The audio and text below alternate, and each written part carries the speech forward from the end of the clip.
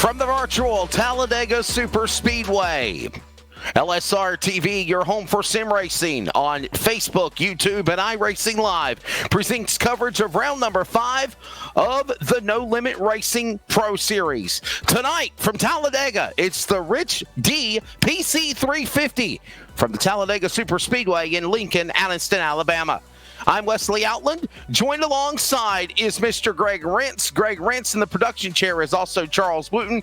Now, Greg, Talladega, it's not a matter of if, it's when the big wreck will happen. And this is a wild card for this exciting series that we're excited now to be broadcasting every Monday nights at 8 Eastern, 7 Central on LSR TV.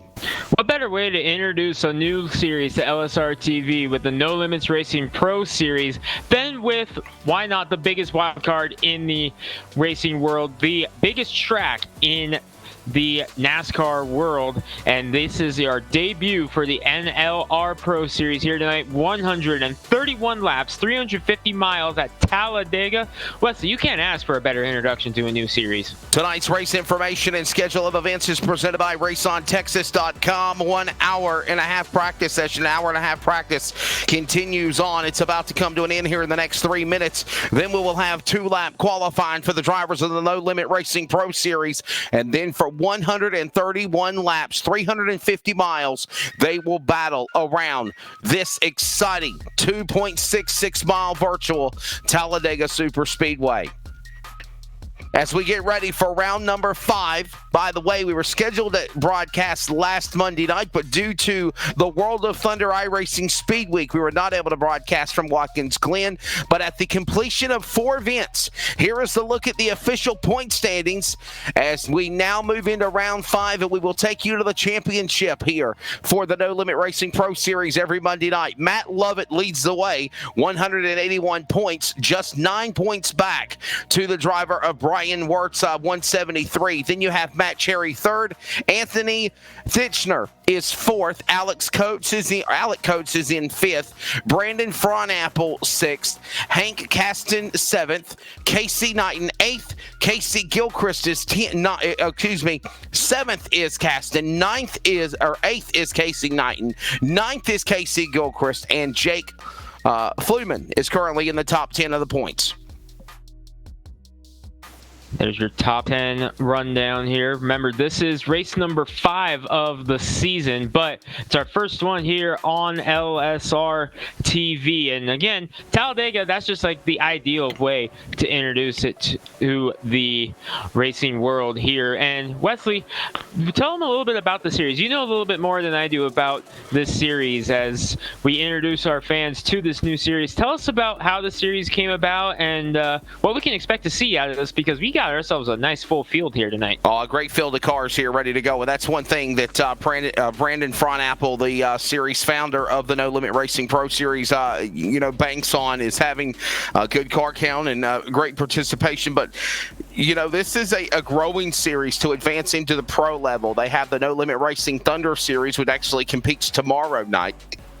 And then basically, once you win a certain amount of races, once you get enough intelligence and enough ability racing and iRacing to build up your resume, then they bring you into what is the Pro Series. And this is these are Cup cars, not going to deny that. We do call the word Pro Series because these are the pros. These are the best drivers of the No Limit Racing program, and they'll compete. And again, Brandon Fronapple, I've known him now on 2 different tenures in iRacing. Used to do stuff with him back in 2012, 2013, and then as soon as he got in contact with, I saw a post just randomly, and I seen that they were looking for someone for Mondays, and of course we no longer are covering the Monday Night Cup Series, and that opportunity opened the door to get this No Limit Racing Pro Series deal, and these guys are going to put on a good show. This should be a great race, a fun time. We're coming up on less than 30 seconds remaining in practice. We'll take a quick break. When we come back, we qualify the No Limit Racing from Talladega, LSR TV, in a moment.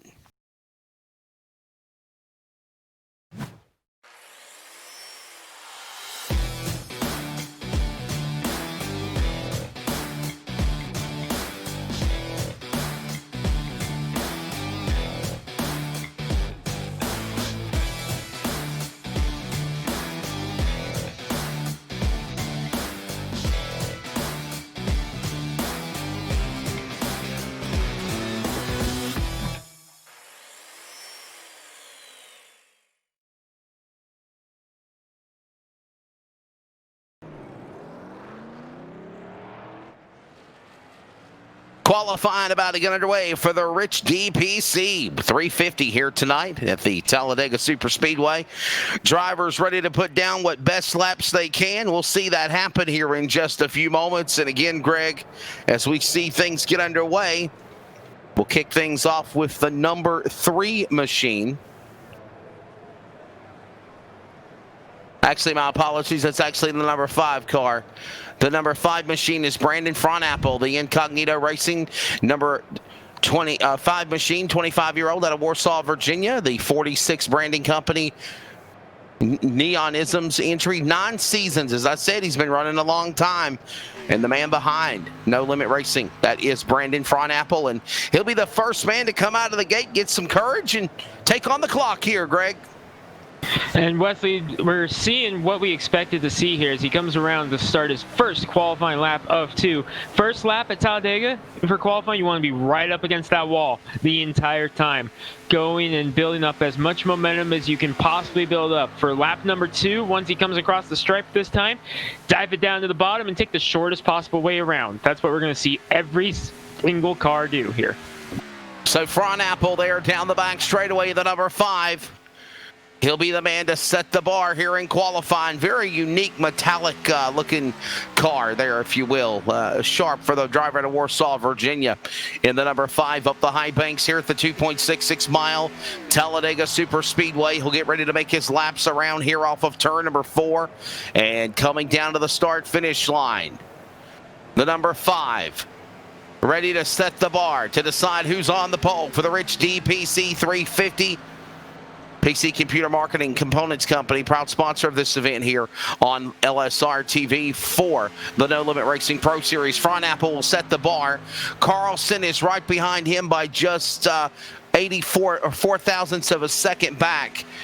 And not anymore. Here comes some other drivers ready to put some laps down here. More drivers coming in. 11 have taken time thus far. Make it 12. And so far, Wesley, of those 12, now 13, they are separated by just 0.3 of a second.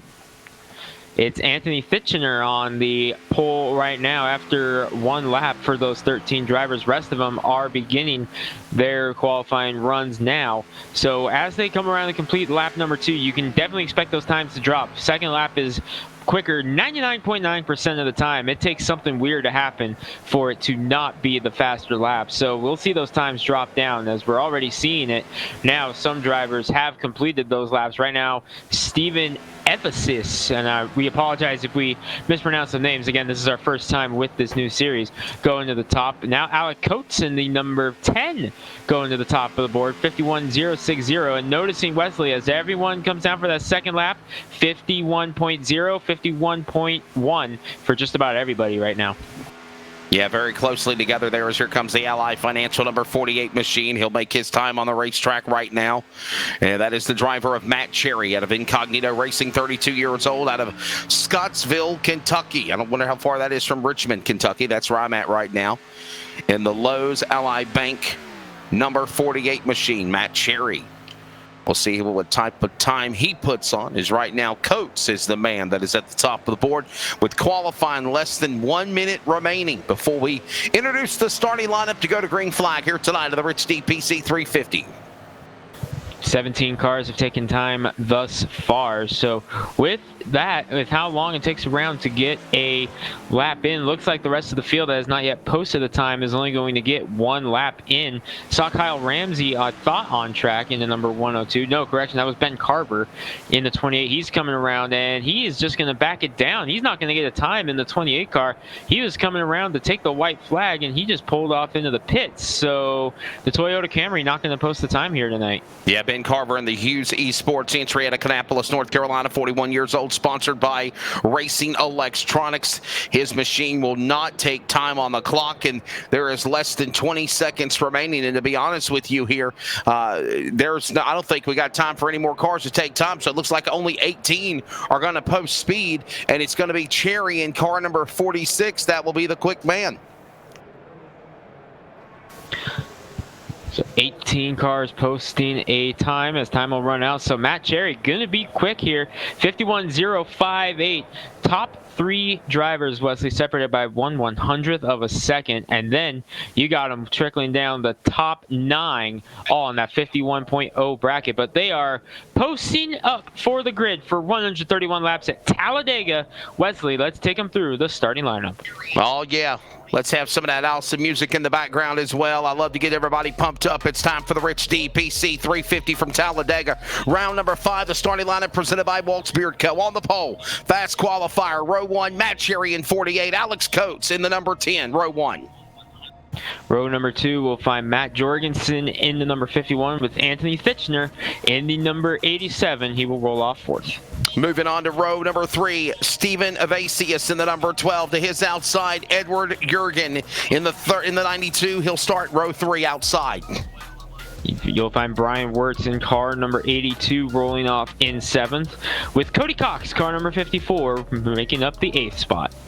Moving on to row number 5, Brandon Fronapple from Warsaw, Virginia, into his outside Casey Gilchrist in the number 26, your top 10. Josh Mayu in the number 02 will make up the 11th spot, with the 21 of Mark Harris rounding out 12th. Moving on to row number 7, Jake Elrod of the 14, Douglas Carlson in the 36. Row 8 will be David DeFazio in the 15th spot. Isaac Mock in car number 95, making up 16th spot. Row number 9, Art Mealing in the 15, outside Evan Keys in the 46. Rounding out the top 20 tonight, as those are the final cars to take time tonight. First car on a provisional with no time will be Hank Caston in the 36. Matt Lovett to his outside. Lovett was near the top in practice. There you go. So those drivers taking time, everyone else no time in the back. Ryan Hedrick in the number 9 to the outside. Casey Clark Jr. in car number 39. Jake Fluman in the number 22 will roll off 23rd. Casey Knighton will start 24th. And moving on to row number 13, 25th, Michael Woolley in the 13 and the 55 of Brett Edwards as the field begins to roll. 27th, we find Kyle Hall in the number 60, Kyle Ramsey in the 102. We're in the final position. Ryan Dipple starting 29th and starting 30th. Ben Carver, row number 15. And I believe that is the starting lineup here tonight. Looks like 2 cars did not make it for grid, Wesley. Kyle Ramsey and Ryan Dipple look to be the 2 cars that did not make it here for the grid. Douglas Carlson also did not make it. His connection dropped, so that's what's going on there. And it looks like that happened a couple times. Matt Lovett had his connection drop in qualifying, assuming that's why he didn't get a qualifying lap in that number 41, as he was fast in practice. So again, Douglas Carson in 86, Kyle Ramsey in the 102, and Ryan Dipple in the 201, having problems, unable to ring the bell to make this event. This event will be 31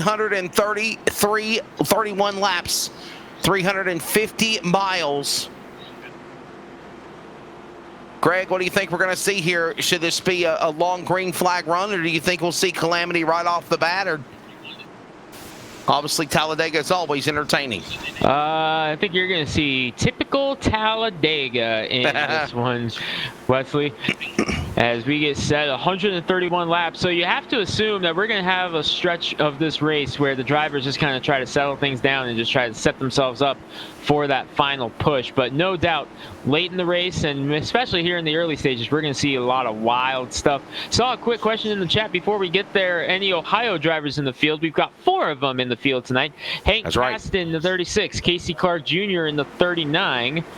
Then you've got Kyle Ramsey, the 102, did not make the grid, and Evan Case in the number 46. Those are your 4 Ohio drivers in the field, for those wondering. Ready for the first time ever on Live Sim Racing to produce the No Limit Racing Pro Series. Round number 5 from Talladega. They come to the Geico restart box. The Rich D PC 350 awaits the green flag. Here they come. Ladies and gentlemen, you have a race. It's time to kick some asphalt at Talladega.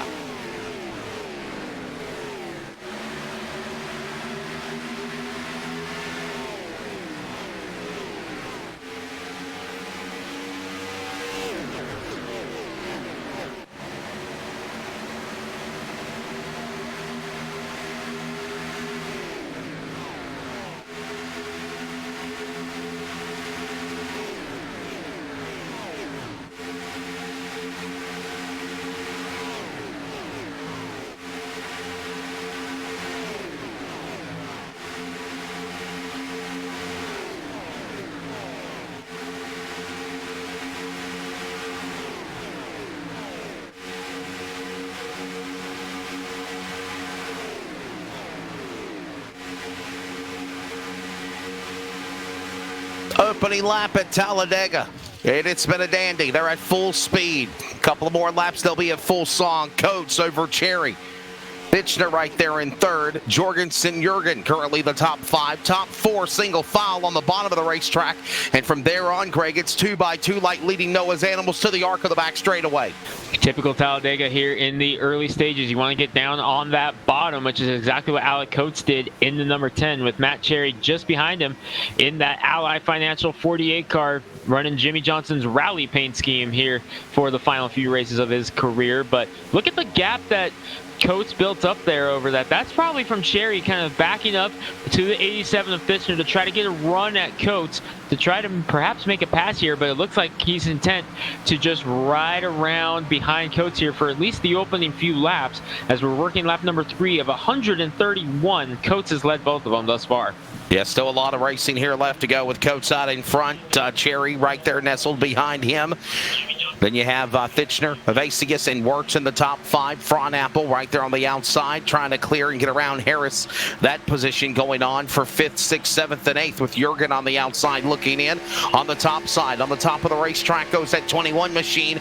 There's Harris' car. He tries to get around Wirtz, and that goes on side by side, if you will, as they exit off of turn 4. Still in the opening laps of the Rich D PC 350 for the No Limit Racing Pro Series at Talladega, and it's Coates leading the way as we ride on board now with the driver of the number, I believe the 5 of Brandon Fronapple. Another lap on the board at Talladega.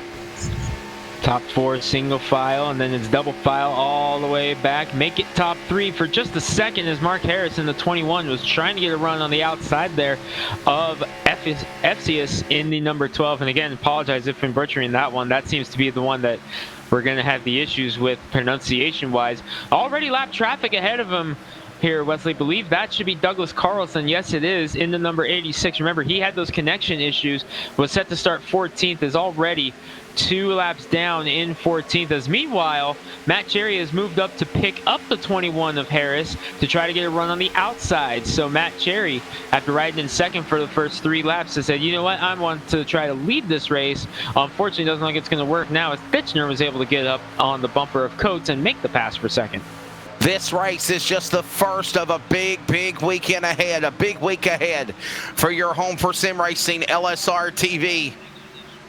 Tonight, of course, the No Limit Racing Pro Series from Talladega. You're watching it live right now. Later tonight, in the Northwest Cup Series from Pocono, 11:15 Eastern Time. Justin Prince, Greg Rentz, and I'll be the man up and down pit road. We're virtually going to fly from Talladega to Pocono, Pennsylvania, Long Pond, PA, coming up here in the 11 o'clock hour after this race concludes. Then on Tuesday, it is the debut of the new Swag All-Star Short Track Cup All-Star Challenge is what I was trying to say. The Swag Short Track Cup All-Star Challenge from the Music City of the Nashville Fairgrounds Speedway Cup cars on the short tracks across America. That will air tomorrow night, 8 Eastern, 7 Central on LSR TV, as well as radio on the voice of CRN Sports. Then on Wednesday, it's the Butt Kicker 200 featuring the CRN Dash for Cash, $75 money, going to the top 3 in a 40-lap sprint. And then it's a 160-lap feature. The top 3 win a brand new Butt Kicker game or 2. Then on Thursday, it's the All-Star Showdown for the AMA Next Gen Challenge Series. Oh, We've got trouble. Cars getting loose. 21 goes around. That's Harris. He collects a whole bunch of other cars. Other cars go zigging and zagging to miss him. And the yellow will come out. Greg, that could have been worse than it turned out to be. And by the way, this will bring in our first Swag caution flag and instant replay presented by Swag coming up. Here we go, Swag Wraps and Graphics. Replay on screen. This was for the lead, the 21 of Harris. And looks like, yep, just the car behind him there just got underneath him on the left rear. We've seen that time and time again at Talladega. They just pull the air right off the left rear, and the car that's in front just gets sucked around. And before you know it, here going for a ride. Fortunately, so many drivers were able to avoid that. Everybody was able to make quick, evasive virtual action to miss that 21 car of Harris, as Harris will put us under the yellow flag. Let's ride on board now with the 21 of Harris, and we'll see what happened. Looks like he just fishtailed the car, exited off the corner. It just came out from him. The driver of Mark Harris in the Oceanside Cleaner Racing entry out of Jacksonville Beach, Florida, just simply losing the car. And again, as we get ready to go to commercial break, that could have been a lot worse than it turned out to be.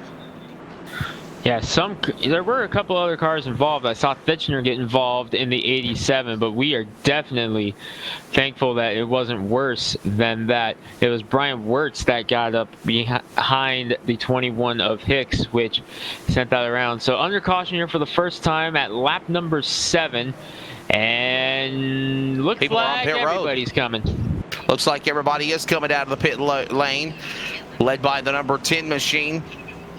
And everyone else to boot as well. So tires, fuel, a premium, Alec Coates, and more, all down on the pit lane. It looks like Jake Elrod is the only car, the number 14, that did not stop for service. He's the only car behind the toe of the pace car right now, the man of the number 14 machine. And again, service being done. And ironically, as we mentioned, Mark Harris bringing us under caution. Jake Elrod of the Oceanside Cleaner Racing entry, 20 years old from Alma, Georgia, is also the man that will now cycle back around as a leader. The race begins off pit road. And there you see the nice little restart box. Alec Jones will pit first. He'll exit first as well. Under the yellow flag of the opening going, now the Rich D PC 350. More from LSR TV, Facebook, YouTube, and iRacing Live when we return the No Limit Racing Pro Series. ETE Reman is the world's best remanufacturer of transmissions for import and domestic cars and trucks. Based in Milwaukee, Wisconsin, our customers are repair shops, auto parts stores, dealerships, and distributors. And with 6 nationwide warehouses, we're where and when you need us. So when you're looking for a transmission that is like new, only better, instill confidence and install ETE Reman.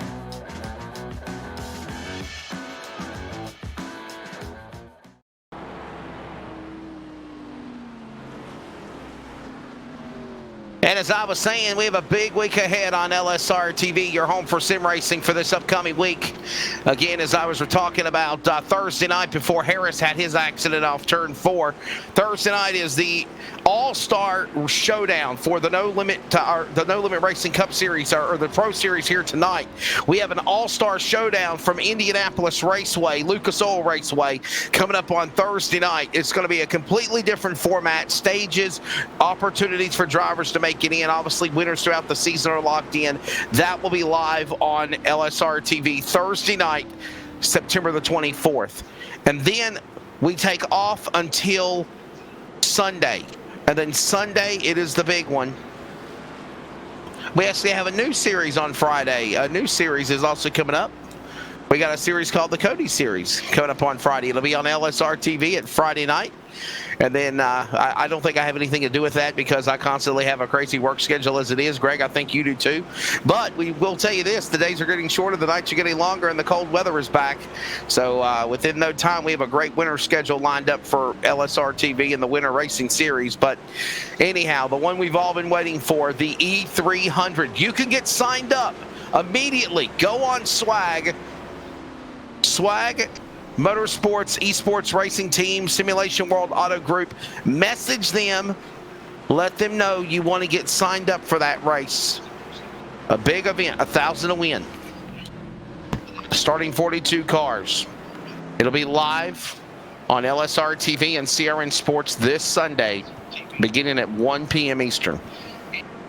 Greg, there is a big schedule ahead on LSR TV, bud. I can't wait. I'm hoping to be a part of as many of those as I can. Looking forward to being part of some of these insane events. And I'm not going to be a part of it, but I'm going to be dang sure tuning in for that Martinsville race here coming up soon. I cannot wait to watch that one live on LSR TV.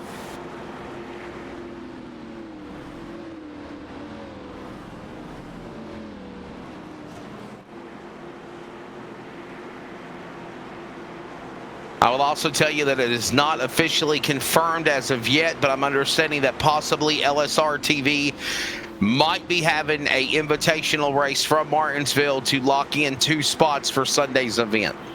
That's not officially yet, but they are working on that. And I will let you know that the man out of Warsaw, Virginia, Brandon Fronapple, in the number 5 here tonight at Talladega for the No Limit Racing Pro Series, is one of the drivers, Greg, that is in the E300 this Sunday at Martinsville. He will attempt to make the field. A good chance to get a preview of him driving in this one before we turn him loose at Martinsville here in about, what, 4 or 5 days now? 6 Yes, days? sir. 6 days. They'll He's make in their the way. number 5. Yes, he is. They'll make their way back to the Geico restart zone as the field is getting ready to come back to green for the first restart here after a swag caution involving the 21 of Harris. Creeping, crawling, Coates the leader. He takes the outside lane on the restart.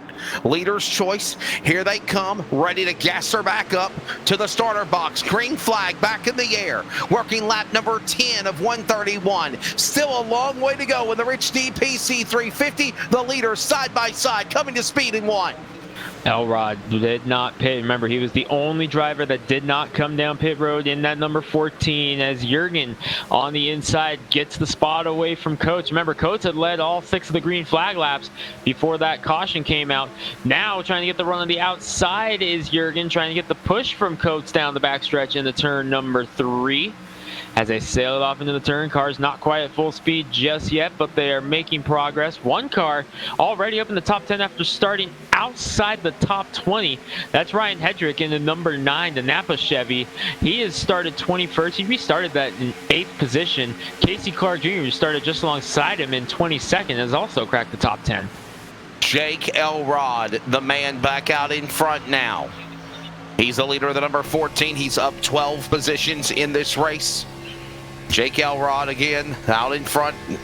The driver, of course, and the Oceanside Cleaners Racing Alma Georgia native of the number 14. He did not pit, Greg. That's why he's out in front. And now you have Steven Avasius in second. He's the free agent from Lubec, Maine. In the Goodwrench, number 12. He's in second. Alex Coates the third. He was the pole man. The driver, the number 10 for Medicor Motorsports from Portage, Indiana. Brandon Frontapple now up to 5th, the man from Warsaw, Virginia. That's the way it stands right now, with Casey Gilchrist also rounding out the top 5. As they try to work their way, working lap number 12 of 131. And Wesley, it's a long race, so it is. If you were behind the wheel or if you were up on the pit box, what would you be planning for this one? Would you want to run up front here like Elrod, FCS Coates, and company up here? Would you want to try to ride in the back for the beginning and portion of this race? Well, try to stay out of trouble. If you got a fast car, obviously you want to stay up in the front and be out of harm's way. If your car is mediocre right now and you want to be there at the end, remember, to win a race, you first must finish. And we're still early in this event, still 100+ laps to go. You stay in the back, stay out of harm's way. I would not say be in the middle. I would not like being in the middle of that pack. I would not want to get caught up in a group pack if that's what my intentions are. So I would want to be in the back or in the front. But look, in the front, they're going 3 wide, fighting for the lead. As now Caden Gilchrist will now go to the number 1 position. Casey Gilchrist getting around. Jake Elrod. Alex Coates now side by side, 3 wide with the Vasius on the middle of the lane as they go to the back stretch. But again, if you're in the front, you got a chance to see in this. You got a chance, you got to go for it, and here we go. Elrod, whoa, one car way up the track. That was the 92 of Jurgen falling back there. He's going to try to fall in line here I'm not sure he wants to be 3 wide right now, Wesley. We're on board with Edward Jurgen. That's one of our new cameras here on LSR TV. He's on the top shelf where Grandma hides the cookies near the Angels Expressway as they come down the straightaway. Everybody's starting to fly by him, and the reason why we're seeing Casey Clark and others go by, here comes the 60 of Kyle Hall. He's fallen all the way back to almost, wow, inside the top 10, outside the top 10 for that matter. And the reason why is because, he got lost the draft. He literally lost the groove, and everybody went by him. Got shuffled to the high side and had no draft help. And here at Talladega, if you're by yourself, it's a bad day because you get shuffled all the way to the back. Elrod leading the way, Coates second. Evasius, is that how you say that one, Wesley? Evasius, I think. Evasius. All right, yes. So he was third at the line. Gilchrist led a lap, but he fell back to 4th. But it looks like Gilchrist is coming back on the outside now, I believe, in the number 26. And yes, he will lead the lap in car number 26. So getting the outside lane working. And as the run goes on a little bit longer and longer, you expect that outside lane to start to work a little bit more, a little bit more, a little bit more, before you're eventually able to just set Sue on the outside there. Back straightaway now. There's a battle inside the top 10. This is Edward Jurgen and Brandon Frohnapple battling side by side. Nestled behind him as that goes on. No correction, my apologies. That's actually Jake Elrod and Casey Gilchrist. The colors look kind of similar, but this is actually at the front of the pack. Elrod and Gilchrist, Coates and Jurgensen. Coates now falling back all the way to 4th or 5th. Cox now in that battle. He's going to make something work on the outside lane. They're 3 wide across start-finish line with Casey Gilchrist bringing them back to the lead in turn 1. But Elrod peeking on the inside, looking for the lead down the back straightaway. It's Jurgensen and Coates are side by side right behind him. You remember, Wesley, Elrod did not pit in the number 14. He is the only one that did not pit in that number or under that caution was the 14 of Elrod. Kind of surprised to see him being able to hang on like this. I wasn't sure he would have been able to hang on, but he's done a nice job keeping with the draft in that number 14, currently second on the inside line behind Gilchrist. As we got a new contender going for the lead up front on the high side, Matt Jorgensen in the number 51. Who's he bringing with him? Casey Clark in the 39. And how about Michael Woolley? He was 9th on the last time by at the stripe. He is going to be scored 5th, just barely missing out on 4th. So the outside lane really seems to be cooking right now. There is a great group of people that oversee No Limit Racing. You're checking it out for the first time ever on LSR TV. Again, I mentioned the league owner, Brandon Frohnapple, the owner and founder of No Limit Racing. He oversees all of the league day-to-day operations and bases for Frohnapple. Brett Edwards is the admin and vice president of No Limit Racing. Of course, he's in charge of when the president is not available. He handles all the votes within the changes of the series or a total league. So Brett Edwards is involved. Jason Wiley is one of the admins of the series as well. He also handles the race operations. David DeFazio is the series admin for the Pro Series. Obviously, tonight is the Pro Series, not the Thunder Series. The Thunder Series is tomorrow night. Anthony Thitchner operates the Thunder Series, as well as Ryan Dipple. The human resources officer that is involved with the series admins and their roles for the responsibility of the league, what they're doing, where they're going, is Bradley Jacob Dunson. Brandon Smith is the creator of the website, that is NoLimitRacing.net, and the race controller is Kyle Ramsey. So again, it takes a team, a well-oiled machine here on the No Limit Racing iRacing League for the Pro Series to handle the operations. Just some of the people that we mentioned there, as it looks like Harris has worked his way back to the front in that Carolina blue and white 21. Whatever problems he had on lap number 6 is gone. His car is still strong, and Greg, he's trying to sneak and slither his way to the lead now into the top 5. See how it goes. Remember, no fast repair, so he had to get damage repaired from that incident manually. Looks like he did just enough repair to get that thing back to where it was. He was going for the lead when that caution came out, had to restart tail end of the field, and here he is already back up in the top 5. Got a question coming in. Is this a fixed league or open? I think it's an open league. I believe it is. We'll have to find out. Confirm that with you. Well,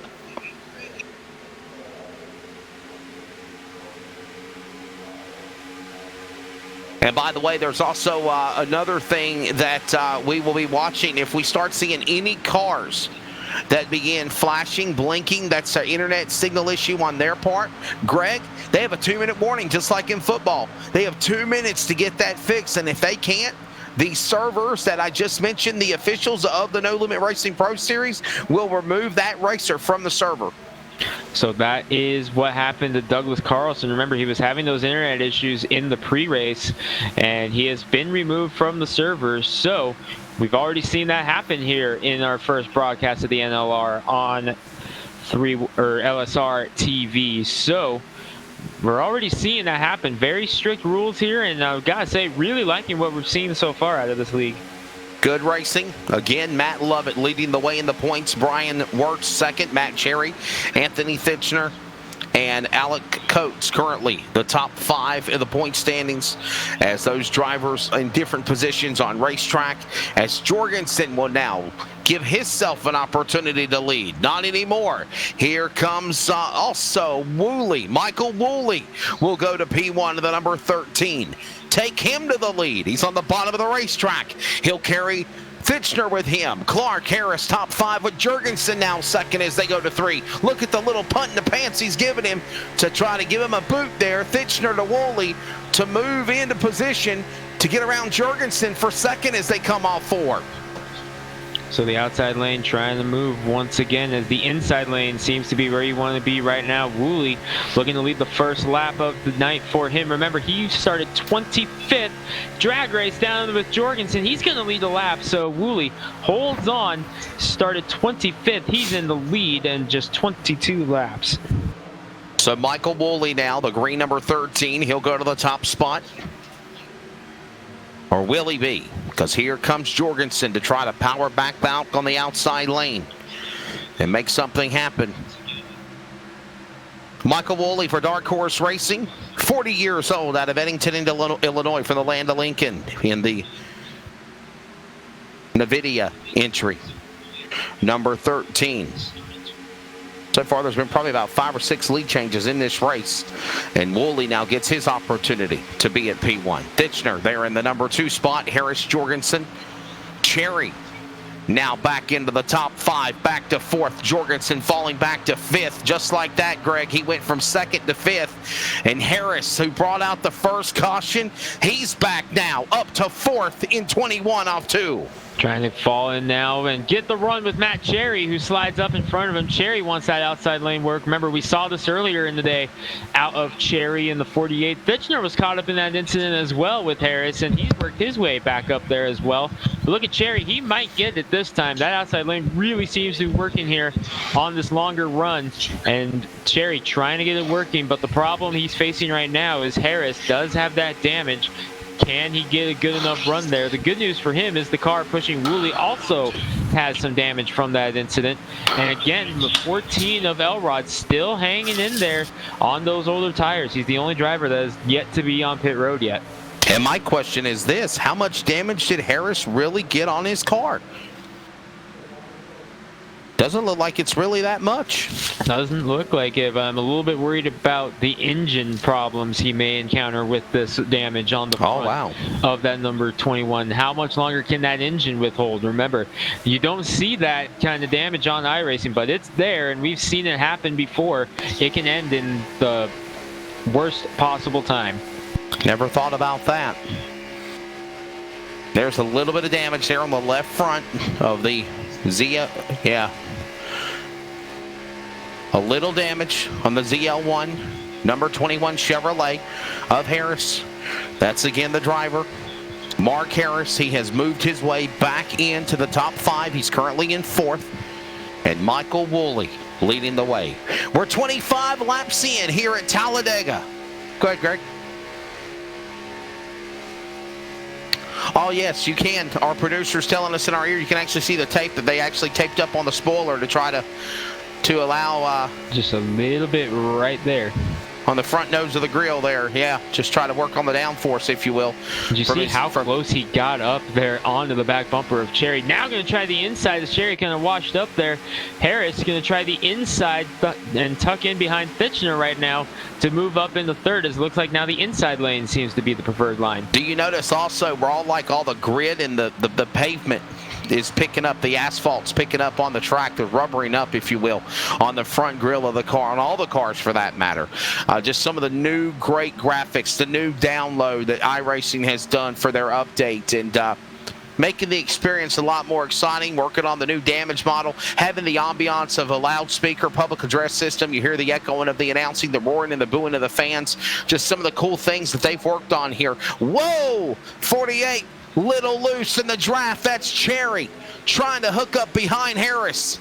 To his inside, Elrod getting a little dicey there as they put lap 27 on the board this time by Greg Ransall 4. Cherry right up on the back bumper of Harris, trying to give him the push on the outside. Drag race to the line. I think it was Woolley, just barely by a 1/100th of a second. But Harris going to try to get the lead here on the outside with help from Cherry. Damage on the left front and all. Harris will now try to battle back for the lead on the outside lane. He'll get some help, drafting help from the 48. This looks like a 195-mile-an-hour pace lap right now, Wesley. This is insane watching these guys battle it out up front. Up the racetrack goes Harris. You got Michael Woolley on the bottom. He's on the inside. Fitchner and Cherry. Elrod, top 5. Here they come, back across the stripe. Starting to get a little excited there for a second. Cherry. Whoa, Cherry, What a little wiggle. Save. Boy, man, that car was fishtailing. I thought he was going to lose it. This is why they are the best of the best in the No Limit Racing Pro Series. You got to advance your way to race at this level, and that shows the talent caliber like what Matt Cherry just did of why they are part of this group. I thought for sure we were going to see a big one right there. And Cherry, not only did he make the save, he still fell on the inside line. He's actually going to gain a spot out of it as Harris is going to start falling backwards. I was going to say, look at Harris. Mark Harris falling back in 21. 1 minute he's leading. Now he has fallen all the way back to 9th and 10th. Can we take a look at a swag instant replay and ride on board with a 48, or at least show the 48 a lap ago? What a crazy moment it was for the driver. I think that's what we're doing right now. Matt Cherry, currently now 3rd. Watch this race. Watch this run he had going into turn number 3. Greg, you called it. He could have lost control of that car right in the middle of the pack at the start-finish and could have had a big calamity, but he didn't. See him going to the high side. Right about here. Watch this thing just start to fishtail. As they come through the tri-oval. And I think that was a little bit after that. Not sure. Because he made one heck of a save through the tri-oval.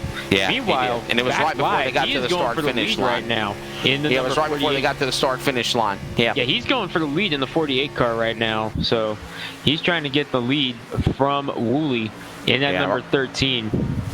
Our apologies on that. We were trying to find the replay there. Maybe the production truck just went a little bit further ahead. But there you see Woolley, Fitchner, Cherry, 1, 2, and 3. Cherry trying to make something work on the outside lane. And that 48 Ally Financial entry. Big fan of Jimmy Johnson, Mr. 7-time, who will be calling it quits in the NASCAR career at the end of the season. And about 7 more races of the regular season, and then he will advance into IndyCar racing for street and road course competition with the NTT Data IndyCar Series. And there is also talks of Jimmy Johnson possibly moving up to run the Indy 500. But for right now, his favorite driver, as that number 13 of Michael Woolley still leads, Matt Cherry is the man in the 2nd spot. Again, the driver out of Scottsville, Kentucky. They're going to come to the line, and it'll be 100 laps remaining. 31 laps are about to be complete. Greg, as we get ready to go to commercial break, what's your take on what we've seen so far here at Talladega, my friend? Great racing so far. Really liking what I've seen with this series here in the early stages of this racing. A lot of patience out of these guys. Something you don't normally see at Talladega with some of these drivers that race these style of cars. You see them trying to go for the win early. I've seen a lot of patience. I really like what I've seen thus far. A really good show they're definitely putting on, and we are glad that you are enjoying it as well. 31 laps in, 100 laps to go. I'll tell you what we'll do. We'll go side by side so you do not miss a thing. In case something breaks loose, we get a caution, we'll break through. We're 100 laps to go. This is in the Rich D PC 350 on your home for sim racing, LSR TV on Facebook and YouTube, and iRacing Live. Back with more from Talladega with the Pro Series of No Limit Racing in a moment. We're based out of West Monroe, Louisiana. We do custom T-shirts, racing. We'll do actually any shirt. We'll do schools, churches, fundraisers. We do a ton of event shirts, as you can see on our board here, all around our banner. personalized. I mean, we do anything. It doesn't matter to us. We got the custom rugs. We use all the, top quality shirts, inks and everything, hoodies, hats. We do embroidered hats, embroidered shirts. Just you can call us for anything. We do offer the bag and fold to where you can receive them and they're already labeled and tagged and bagged, ready to give out to your customers. So you just call us and just tell us, hey, this is what we're looking at doing. And if we're going to put the car on there, it is 125 quantity minimum. If it's without the car, it's 60 quantity minimum. That's strictly on the racing stuff. If it's a business or something, if you race on Texas shirts, it's a little bit differently. You can call us. It just depends on your quantity and ink colors. Everything is hand drawn. I mean, everything. We don't Photoshop anything onto a shirt or anything like that. Everything that we go through, everything is drawn, and which is the reason for the art fees. We do have several graphic artists that draw for us, and they're really good. So what we do is on any package that you do, we can mix and match. We can do any colors. You can do purple, red, blue, green, and do the rest black. It doesn't matter to us. With your design on there, we can do hoodies. We can do hoodies, long sleeve shirts, t-shirts, tank tops. It doesn't matter. I mean, it's almost limitless what you can do, and you can put all that together in that package to make that minimum requirements. They can call us 318-278-7191, or they can email us at bulletprooftees at yahoo.com, or they can go to the website bulletprooftees.com. So the yellow flag is out, but I don't see any harm, any foul. But Greg, I think it started with Matt Cherry going down below the bottom of the blend line, below the yellow line of the apron, and it could have been calamity that they saved it unless we got a caution somewhere else. Well, we're just going to see here. There you see Cherry in the Ally Financial 48 car. Look at this. You see him go under the blend line right about here.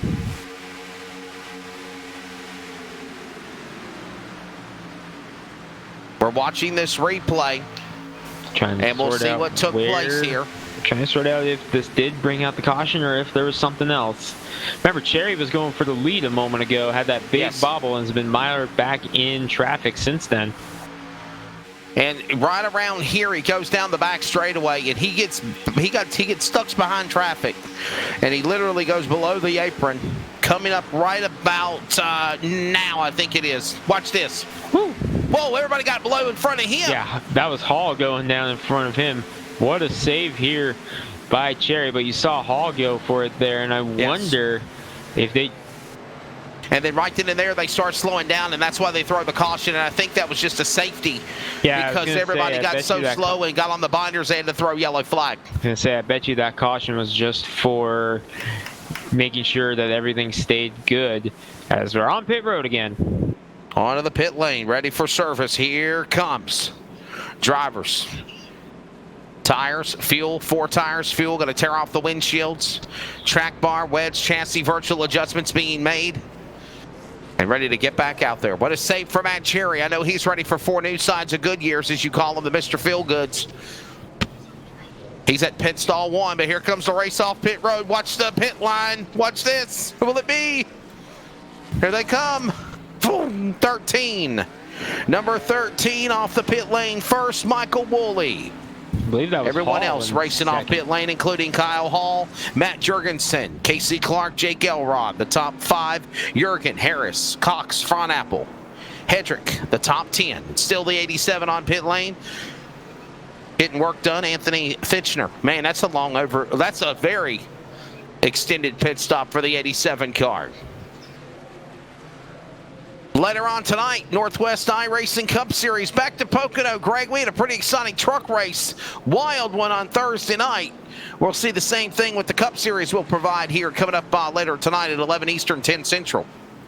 We definitely had a great one, Wesley, as they try to go out for Pocono once again.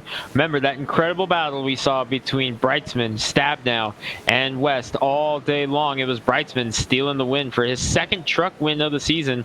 Brightsman leads the Cup Series in wins heading to Pocono tonight, Wesley, looking to sweep it. That'll be coming up again at 11 Eastern time, around 11:15, somewhere around that time tonight. All right, so Wooly the man leads the way, followed by Kyle Hall. Got the big smile on his face. Got the happy face car, the have a nice day car. And understanding, to answer the question that somebody had asked in the chat box earlier via our LSR TV YouTube, it is a fixed setup series. This is a fixed setup series. So fixed setup and open setup, again, very big differences there as we watch the 60 car, Kyle Hall.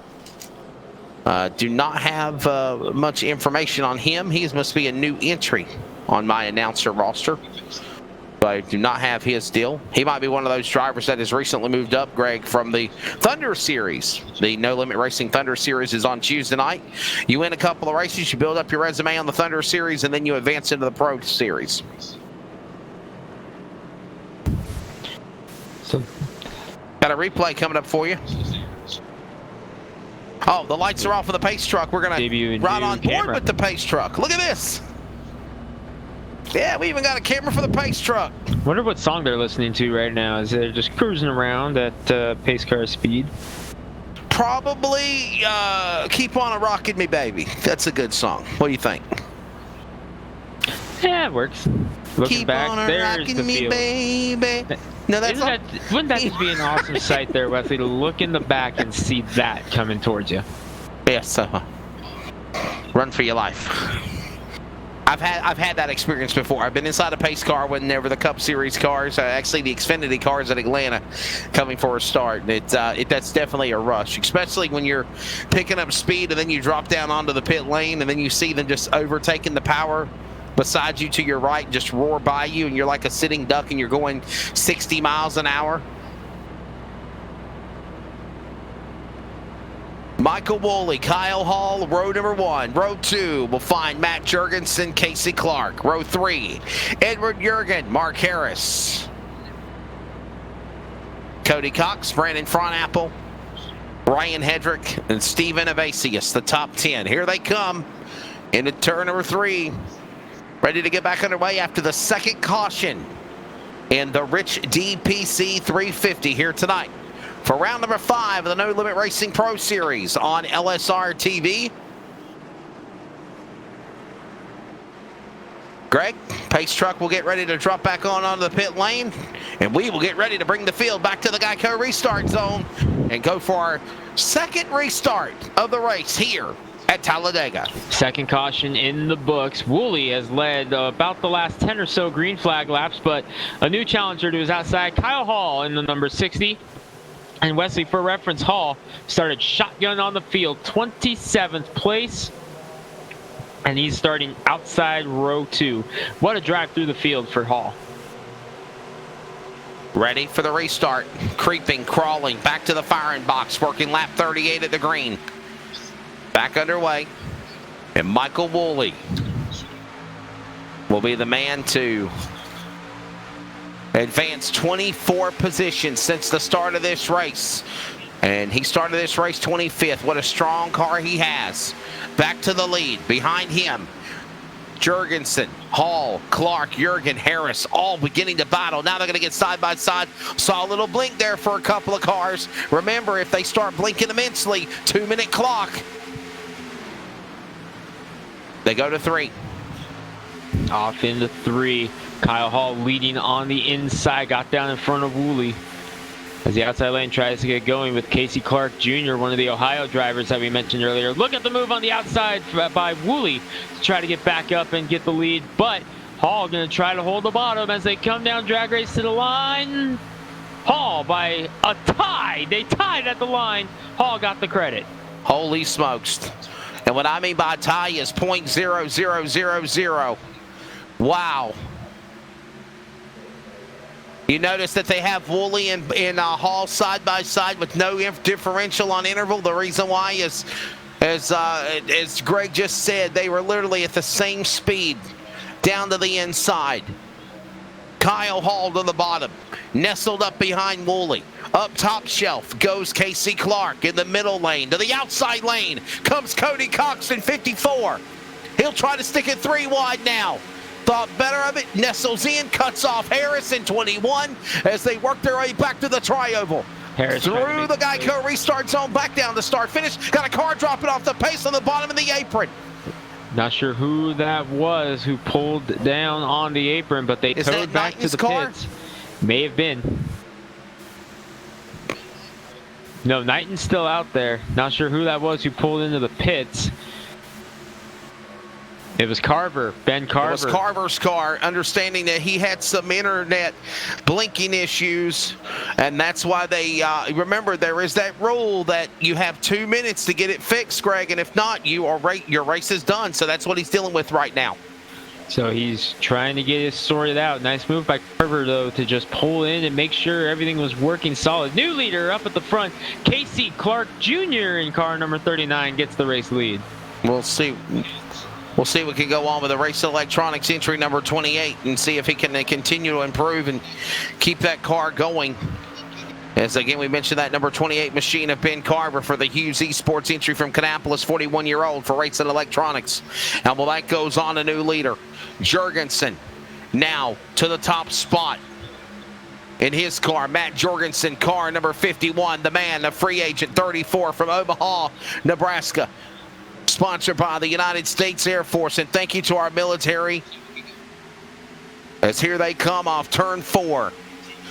Now Clark will go to the lead. He'll get around Jorgensen. Casey Clark in car number 39. The first time we've mentioned him, the native out of Hauling Gas Motorsports, 22 from the Buckeye State of Grafton, Ohio, will now take it to P1, and he'll lead the cavalry back into the corner. 3 wide for second. As Woolley 2 breaks rows deep, away. might you add, Greg.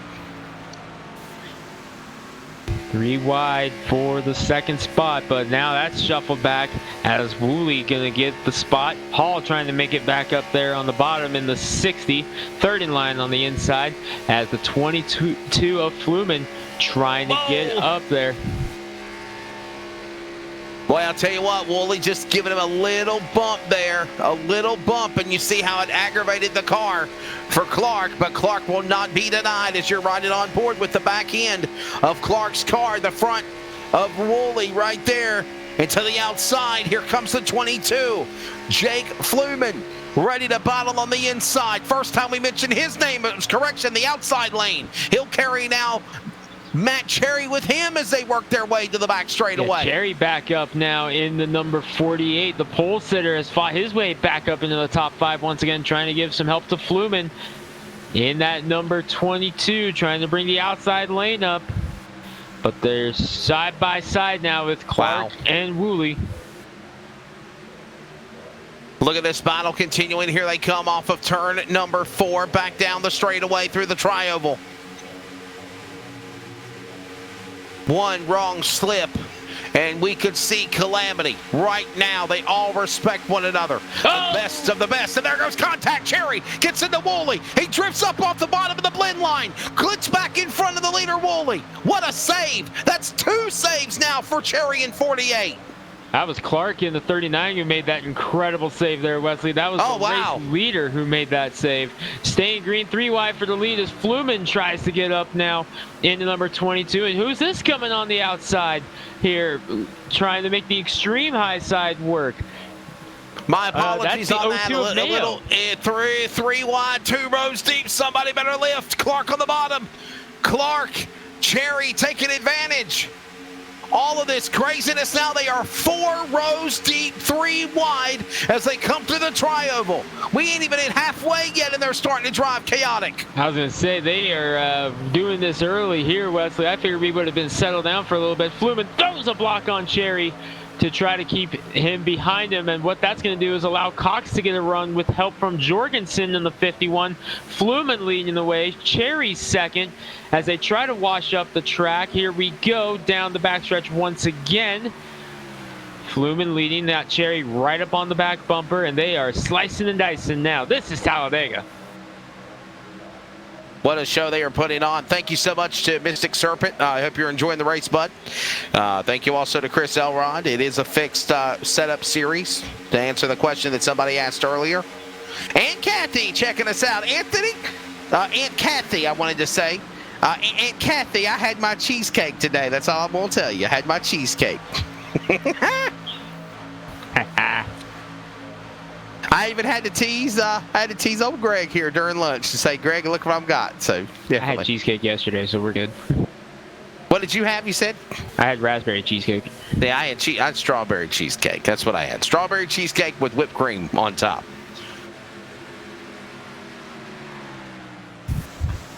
I'm thinking about ordering me like a nice 40 piece of chicken fingers from White Castle tonight for dinner whenever we finish up. Whoa, fourth place, Michael Woolley just blinked, and that was a big blink in the 13. Was that Woolley's car? Now, but he's definitely going to be monitored now. So Michael Woolley, they're going to monitor that now. Remember the rule. If you continue to blink, you'll go 2 minutes on the clock. Whoa! Up the speedway with the 54 of Cox. Holy cow. I don't know if that was from a draft or if he just decided to just shoot to the top side, Greg, but that could have been crazy. That could have been a disaster, but we're staying green for the time being. Trying to settle down. Let's take a look at a swag replay if we can to show you what we're talking about, the 54 of Cody Cox. Hopefully our production truck's got it dead on at this time. Watch this. Coming through the trial, watch the 54. I believe this may be it. Wow. Right there. Did he have help? I don't think he had help. I don't think so.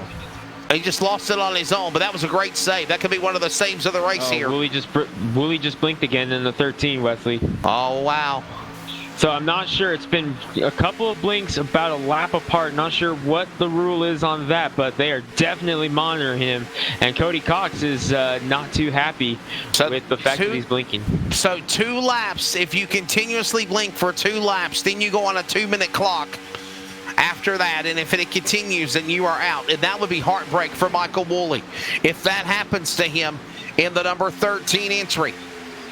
The driver, of course, for Dark Horse Racing out of Eddington, Illinois. We'll keep an eye on it.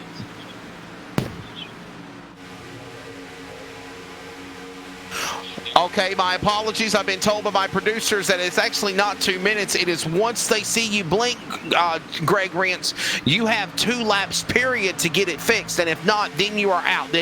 You'll just disappear from the server, from the event. We'll see what happens. Oh, 1 car down below the apron. Couple cars. Fluman dipping below the apron in the number 22. This will be heartbreaking. The 22 with a save for Jake Fluman, but also the 13 of Michael Woolley.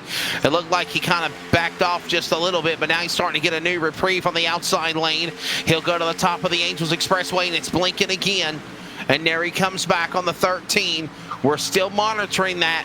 Man, that would be heartbreak, Greg, if he has to exit this race because of internet issues on his part.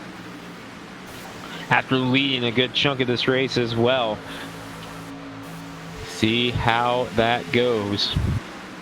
Real quickly, Greg, if we have somebody new to LSR TV or iRacing watching this broadcast as we're about to go 3 wide, Clown to the left of me, Joker to the right is Kyle Hall in the middle in that red 60 car. We normally use the word net code, but explain what internet lagging issues can cause in an iRacing broadcast, my friend.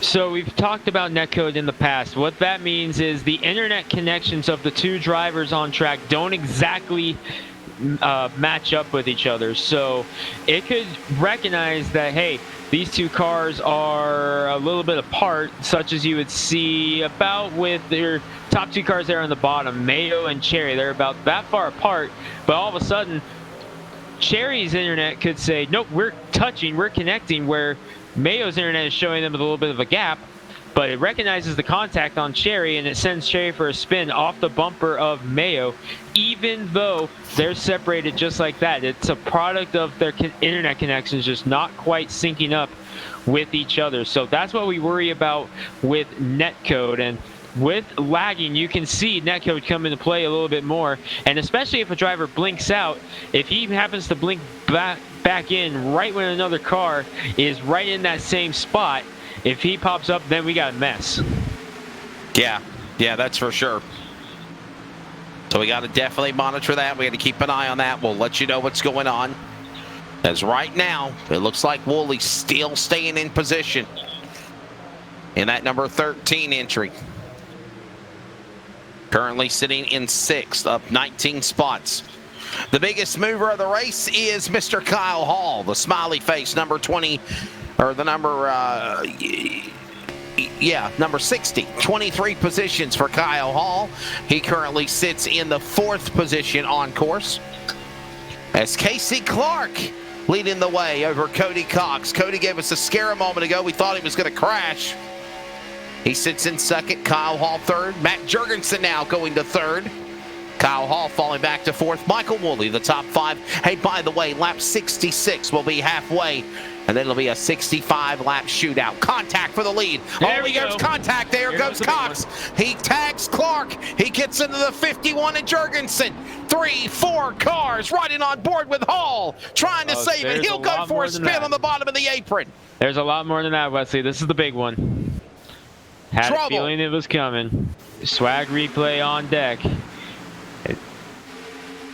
This is coming off turn number 4. The incident happened in turn number 1. This is the big one. You see Cox on the outside there. The 39 of Clark inside. You see Woolley getting the run, and right there, contact in the middle. Bobble, bobble, and there we go. Wow. What's that old saying we always use? A wiggle and a giggle and a bobble and a jiggle. And now I can add calamity. Wow. A tough break there. You know, I just want to say this, Greg. Cody Cox was testing the tides. He's done it several times. And this time he got snake bit. Battling with Casey Clark. Can we take a look at this replay one more time, guys? I was updating my timing and score, and I really didn't see it more clearly. Let's look one more time. Let's go from the blimp view. Well, look at this. Let's go to the blimp. High above the racetrack. Watch this, Greg. You said it. All right, so this is down the backstretch, so it's going to happen when they get to turn number 1 next time. Yes, Cox that's right. and Clark were battling for the lead. Cox and Clark. That's the white car on the inside, the 39. The black car, the 54 is Cox. Thank you, by the way, to All American Photos. Prints, All American Prints. I'm sorry, I'm having trouble seeing it. All American Pools for being our sponsor. Watch this. Right there. Oh, man. And Woolley got collected. Harris got collected. That's Harris' second of the night. Boy, wow. Mayo got through there. Saw the cars just sneaking through there on the bottom. Again, aerial coverage is provided by All American Pools. Not photos, not prints, pools. I'm just not thinking about swimming in late September. Woolley. Everyone else under the pit lane for service, Greg Rentz, as we approach halfway in about 12 more laps or so. Coming close to halfway. Remember, no fast repairs in the league, so a lot of those drivers with some pretty significant damage as the field coming down. You see Matt Cherry, right side's going up on the 48. Rest of the field cycling in, and this collected quite a few contenders as this happened up near the race lead. Cars driving away now, as there you see the race off pit road. The 12 car winning the race off of pit road here, Wesley. So enter a new contender into this one. Steven Evasius in the number 12, who was up near the front early. He's back up front now. Steven Evasius out of Lubeck, Maine, the 23-year-old in the Good Ranch, entry in his 4th season of the Pro Series. Will now go to the top spot. Matt Cherry will fall back to 2nd. Matt Lovett, I think it's the first time we mentioned his name tonight in that number 41 machine. Matt Lovett out of Dark Horse Racing from Bristol, Tennessee. It's Bristol, baby, where they raced this past weekend, where Kevin Harvick won the elimination race in the round of 16. The National Alliance of Mental Illness, 30-year-old there, currently sitting in 3rd. Hank Caston from Marietta, Ohio. And the 38-year-old is currently has at 36 in 4th, and again 5th for Alec Coates in the number 10. Quick break. We'll be back with more coverage. The No Limit Racing Pro Series continues from Talladega in the Rich DPC 350, approaching halfway in about 10 more laps on your home for sim racing. LSR TV and iRacing Live. We're back in a moment.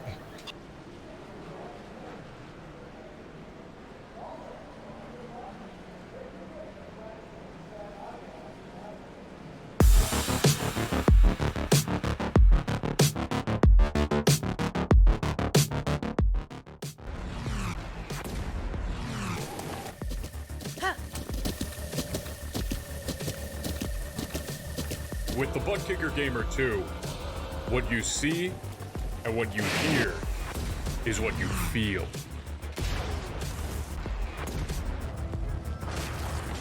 Butt Kicker. The future is feeling.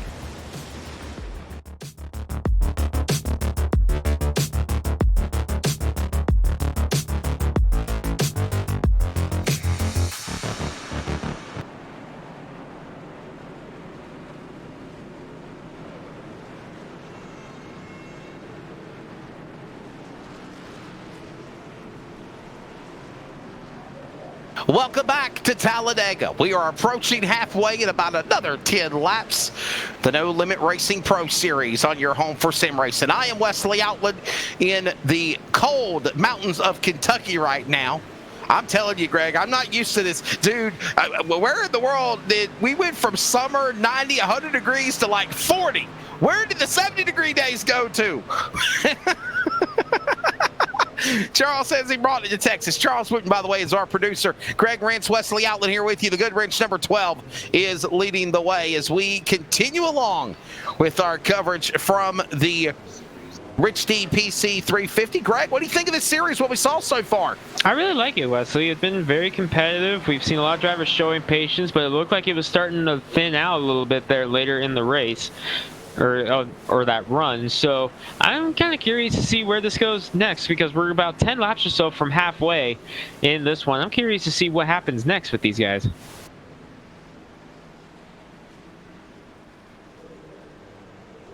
So the good wrench number 12 of Steve Evasius is the man that is on in front now. We are approaching halfway. Steve Evasius.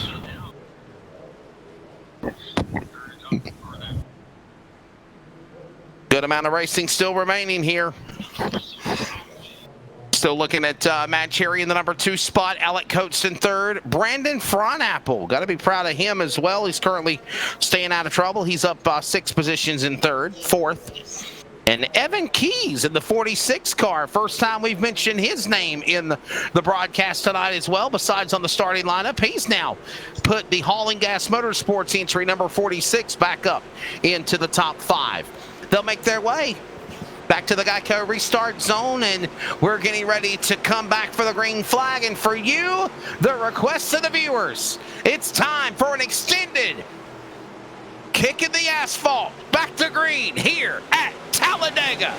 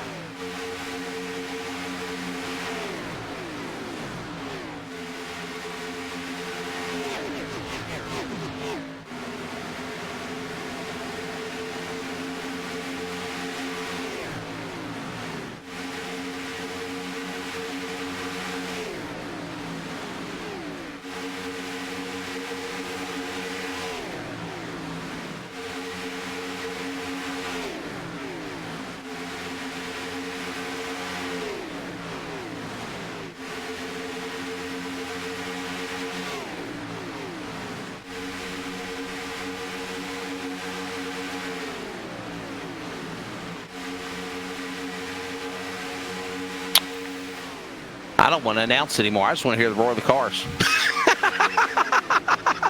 Greg, man, what that sweet, sweet sound, bud. Virtually a reality. What a show they're putting on here. Front Apple to the lead, by the way. Yeah, who doesn't love Talladega, the sound of those motors at full song. Front Apple leading the way now in the number 5. First time you're seeing him lead the way. And remember, Wesley, he's entered into that big race at Martinsville this Sunday. Yes, he is. By the way, this Sunday, the E300, replacing NASCAR's Valley Star Credit Union 300 virtually for the NASCAR late model stocks. It'll be live on your home for sim racing LSR TV and on CRN Sports, the voice of swag. Front Apple, Fluman, Cherry, Jurgen, Evasius, the top 5. And coverage again beginning at 1 p.m. Eastern. Buck Bruce and myself on the call. Down the back straightaway, Front Apple trying to hold off Cherry, Fluman, Evasius, all these drivers. Coates back in there. Keys is there. Mock. A lot of new faces we're seeing, Greg, as we approach halfway in the top 10 scoring pylon that we haven't seen before tonight. That's the beauty of Dega, Wesley, because you can see drivers hanging back around 20th or 30th, and within 2 laps, already up to the lead.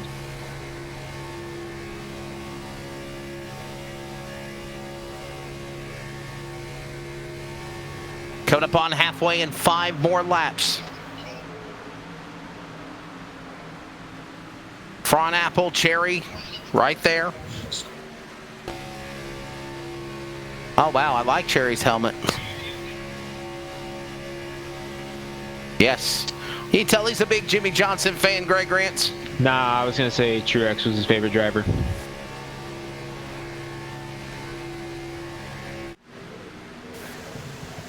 Paying tribute to one of the greatest drivers to ever drive in NASCAR. And I know it got really annoying watching him win all those championships in a row when he won 5 straight, but man, looking back, how can you not appreciate what Jimmy Johnson has done for the sport?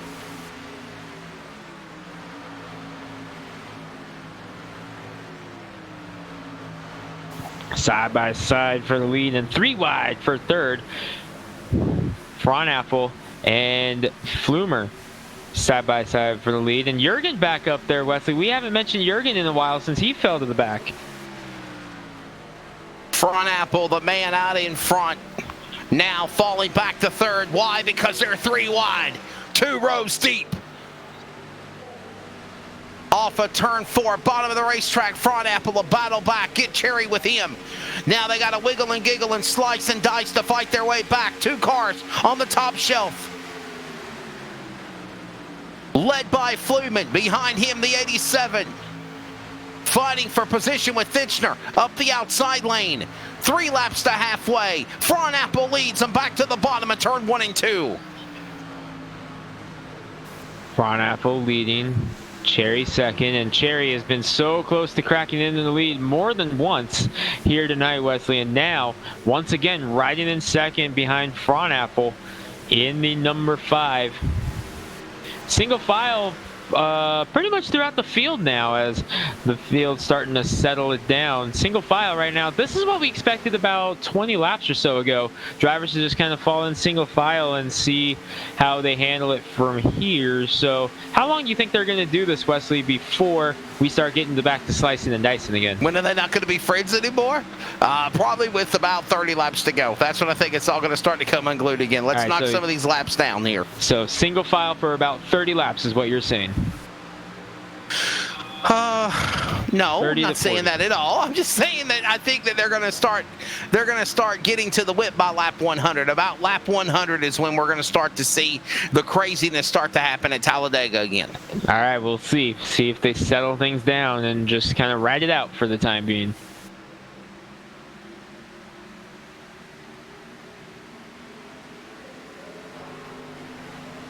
Of course, this Greg just we're watching them coming down the straightaway here.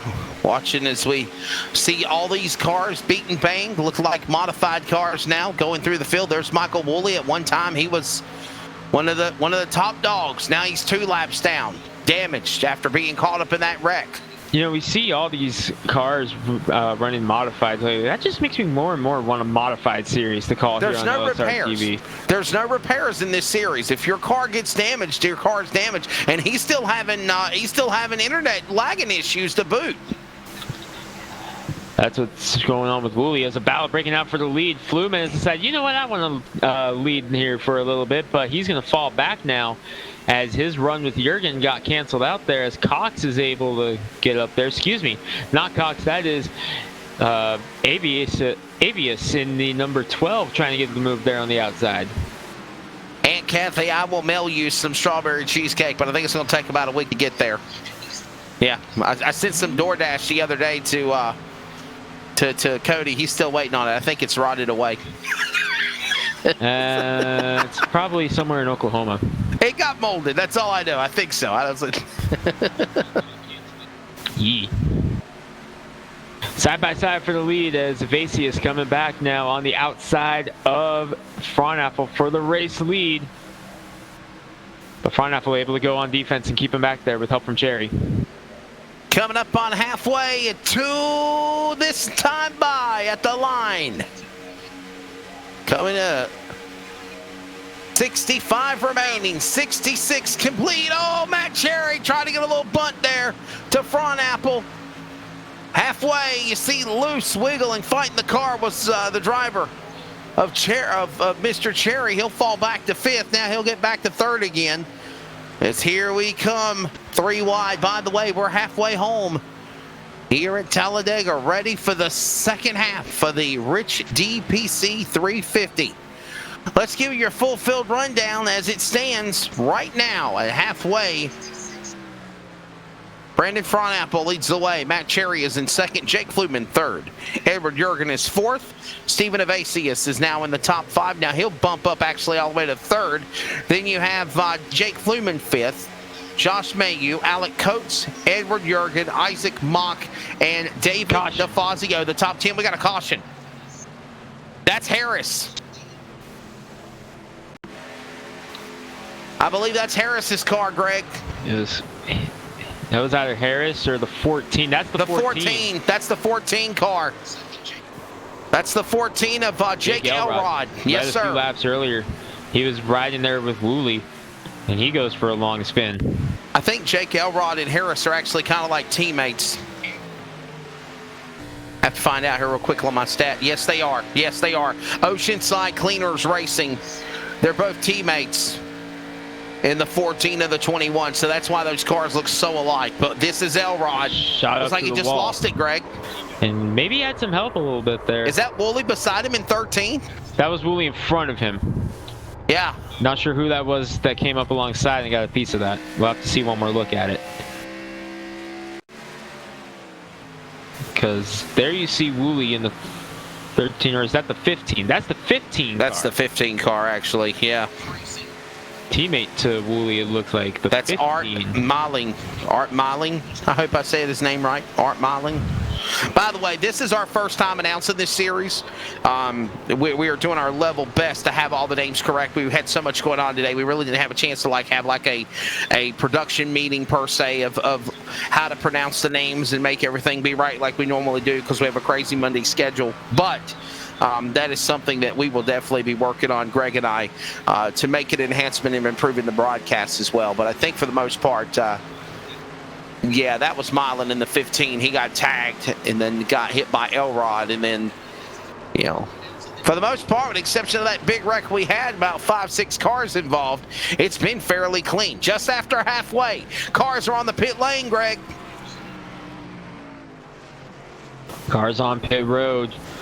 Just past halfway here. Whoa, look at here. Is that a 2-tire stop for the 12? Stephen Evasius, I think he might have went for 2 tires. Could be. Because he won the race off pit road by a mile. He may have taken 2. A 2-tire stop and fuel for the driver, the number 12, Steve Evasius. Stephen Evasius will now bowl back to the lead on a 2-tire stop. The man out of Lubec, Maine for the Good Wrench number 12, 23 years old.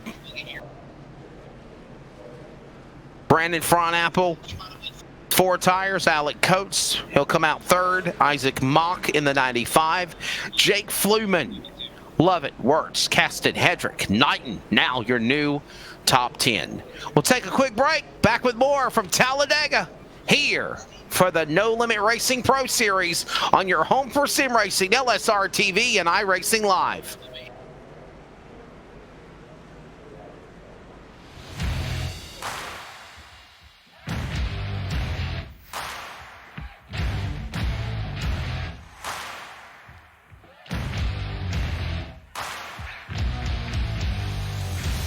Five, 4, 3, 2, 1. Let's go! It's in the air. Ladies and gentlemen, we're off and racing for 300 laps tonight, 300 laps tomorrow night. Look at car number 110. He said, look at me, I'm out the lead.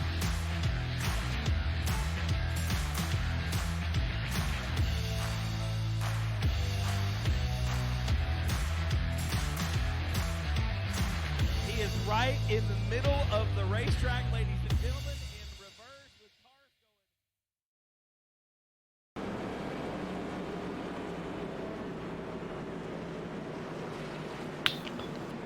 Back here at Talladega.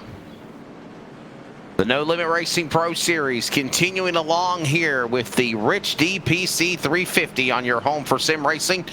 Lights are off for the pace car around the racetrack, and we'll get ready to go back for the restart as the good wrench number 12 of Stephen Avasi is a 2-tire stop again being done on the number 12. And Greg, smart, not smart? What's your take on what Avasius did in the 12? Worth it. Let's see. We saw what No Tires worked with for Elrod earlier today on about the same amount of laps on that set of tires, actually a little bit less than. So I like the call by Avasius. We've seen that it works. I think he may have made a nice move here. We'll definitely have to check and make sure as he is the man in that number 12 car leading the way. Stephen Avasius, the free agent, 23 from Lubec, Maine, in the good wrench car. 4th season on the No Limit Racing Pro Series. And currently, he sits 18th in the points, 80 back to Matt Lovett, the man that is leading the way in the point standings. Let's, as a matter of fact, take a look at where Matt Lovett is on the racetrack, currently in the current points leader. He is 14th in the number 41 car. There is the man leading the point standings right now, Matt Lovett. And just kind of maybe doing what you said, Greg, playing possum for the man for Dark Horse Racing, the 30-year-old out of Bristol, Tennessee, and the National Alliance of Mental Illness entry, number 41. See how that goes. There's the 15 car that recently brought out the caution. Hey, don't forget, coming up tonight, 11:15 Eastern, 10:15 Central, it is live sim racing coverage of the Northwest iRacing Cup Series. Tonight, it is the round, I think it's round 23 or round 24 for the series, and it will be at Pocono Raceway. And then we're off on Thursday, but there's a whole bunch of other coverage that goes on throughout the week, including tomorrow night, the new swag Short Track Cup All-Star Challenge. Cup cars on short tracks across America. It kicks off at Nashville beginning on tomorrow night, 8 p.m. Eastern, 7 Central on LSR TV. Then we move into Wednesday for the Swag Butt Kicker 200 and the CRN Money Dash for the Outlaw Super Late Model Series. The AMA Next Gen Challenge Series All-Star Showdown from Indianapolis on Thursday night. And then we get ready for the possible new Friday series, Cody's Fun Series on Friday night. Saturday night, a possible E-Invitational, possibly. And then Sunday, it is at 1 p.m. Eastern, the inaugural running of the E300 from Martinsville Speedway. $1,000 to win. Greg, not just $1,000 to win as we come back for the restart, but there's a clock up for grabs. There's a big check. Just like what you run for in the real NASCAR late model race every year, they're going to run for virtually this Sunday. Going to be huge here on Sunday. Probably the biggest race we've seen on LSR TV yet. And we've seen a lot of big ones. And that one is probably a shoo-in for the biggest one so far. For sure. And then remember, it's in Sunday night. Sunday night is 6:30. As soon as that race is over at Martinsville, we'll come right back for the playoffs of the Adrenaline iRacing League at Iowa. The round of 12 now becomes the round of 8. and then quickly lock in the final 4 for those last 3 races to lead to Phoenix. So whole bunch of racing going on, man. Craziness on live sim racing.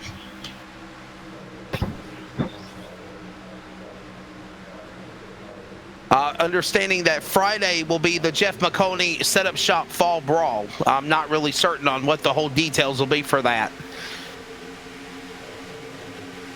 We'll have full information on that. But again, we're excited that McConey Setup Shop is actually proud to be an official partner of Swag. A lot of great things happening here. We're glad you're along for it on your home for sim racing. By the way, the Northwest iRacing Cup Series races tonight, but they are off Thursday for the trucks. But Greg, when we come back in on October 1st, my 38th birthday, we race at the Daytona Road Course. That's going to be a wild one. Daytona Road Course. Yeah. That's new to the iRacing server, too, as far as Cup cars go. This incarnation is new, so that's going to be wild. If you want to send me birthday money, presents, cheesecake, I gladly accept it. Oh, I'm just messing, people. Here they come. Lap 73 of 131. Jurgen now the new leader. Edward Jurgen is now the new leader in the 92. Fluman has now moved to second. Casey Gilchrist third. Evan Keys, Anthony Fitchner. Some of these new drivers, Greg, that we haven't mentioned in the race now, they're in the top 5. So drivers coming and going in this one now. Case and Fitchner. And Fitchner's had his issues, Wesley. He was up at the front early and is now trying to make his way back up there once again. Has had a fight in that 87. And here he is going for the lead now on the outside of Jurgen. Trying to look for that top spot. Trying to make it work. Understanding that the 26 of Casey Gilchrist possibly blinking, so he might be on warning for the driver that's currently in 7th position. Remember, if you start blinking, you have 2 laps to get it fixed. If not, they will park you, and we have seen that happen to drivers like Carlson and Clark. Caught up in accidents along with Woolley and Moore. Those guys involved in wrecks, but for the most part, Carlson got parked earlier in the race because of blinking issues, Greg. They eliminated him, took him out. And understanding, what was it? Was it Ryan Dipple? I think Ryan Dipple also had internet issues. Douglas Carlson was the one that had the issues. Oh, okay. Well, I know Kyle Ramsey and Ryan Dipple did not start the race either. So we got to wonder what the changes were for that.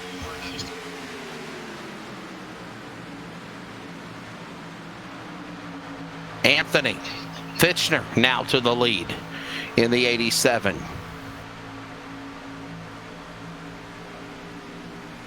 All right. Fitchner, Stephen Evasius, Edward Jurgen, Jake Fluman, all to the top 5. All right, Greg, I think we're going to have this green flag run now where we're single file that I was telling you about. Everybody going to play nice until probably about lap 110. Let's see how it goes from here. Fitchner leading, Evasius second, Jurgen, Fluman, Coates your top 5. Coates back up in the top 5 after falling back, Wesley. He was leading the early stages of this race and is now had fallen back outside the top 15, and here he is now back in the top 5 again.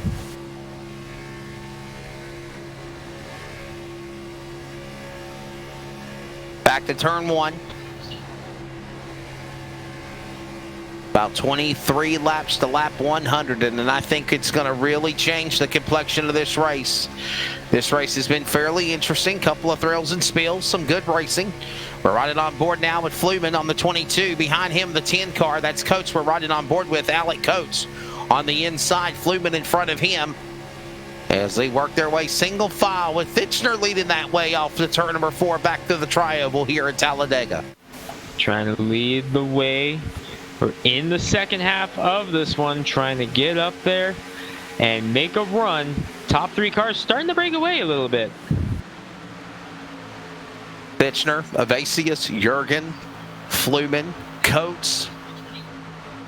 The top 5, 6 positions. Mock, Gilchrist. Hopefully Gilchrist got that blinking issue fixed. He's currently on track in 8th.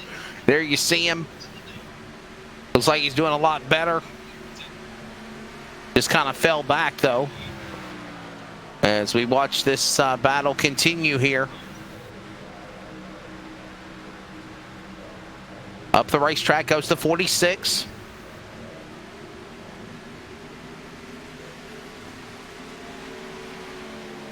I think that's lap car in the way, isn't it? Nope. No, that's Keys. My apologies. Keys who's up there in 6th, trying to make that high sign work. Yes, sir. Got Lost around my spot there Coates for to a move second. into 5th there. Now going after Fluman. That was Keys up the racetrack, and here comes Fluman. He'll clear him. Now going after the 22. Jurgen in front of Fluman. Down the back straightaway. So here comes Keys. I'm surprised Keys is able to do this by himself, using that side draft really to his advantage right now. That is a nice job by him.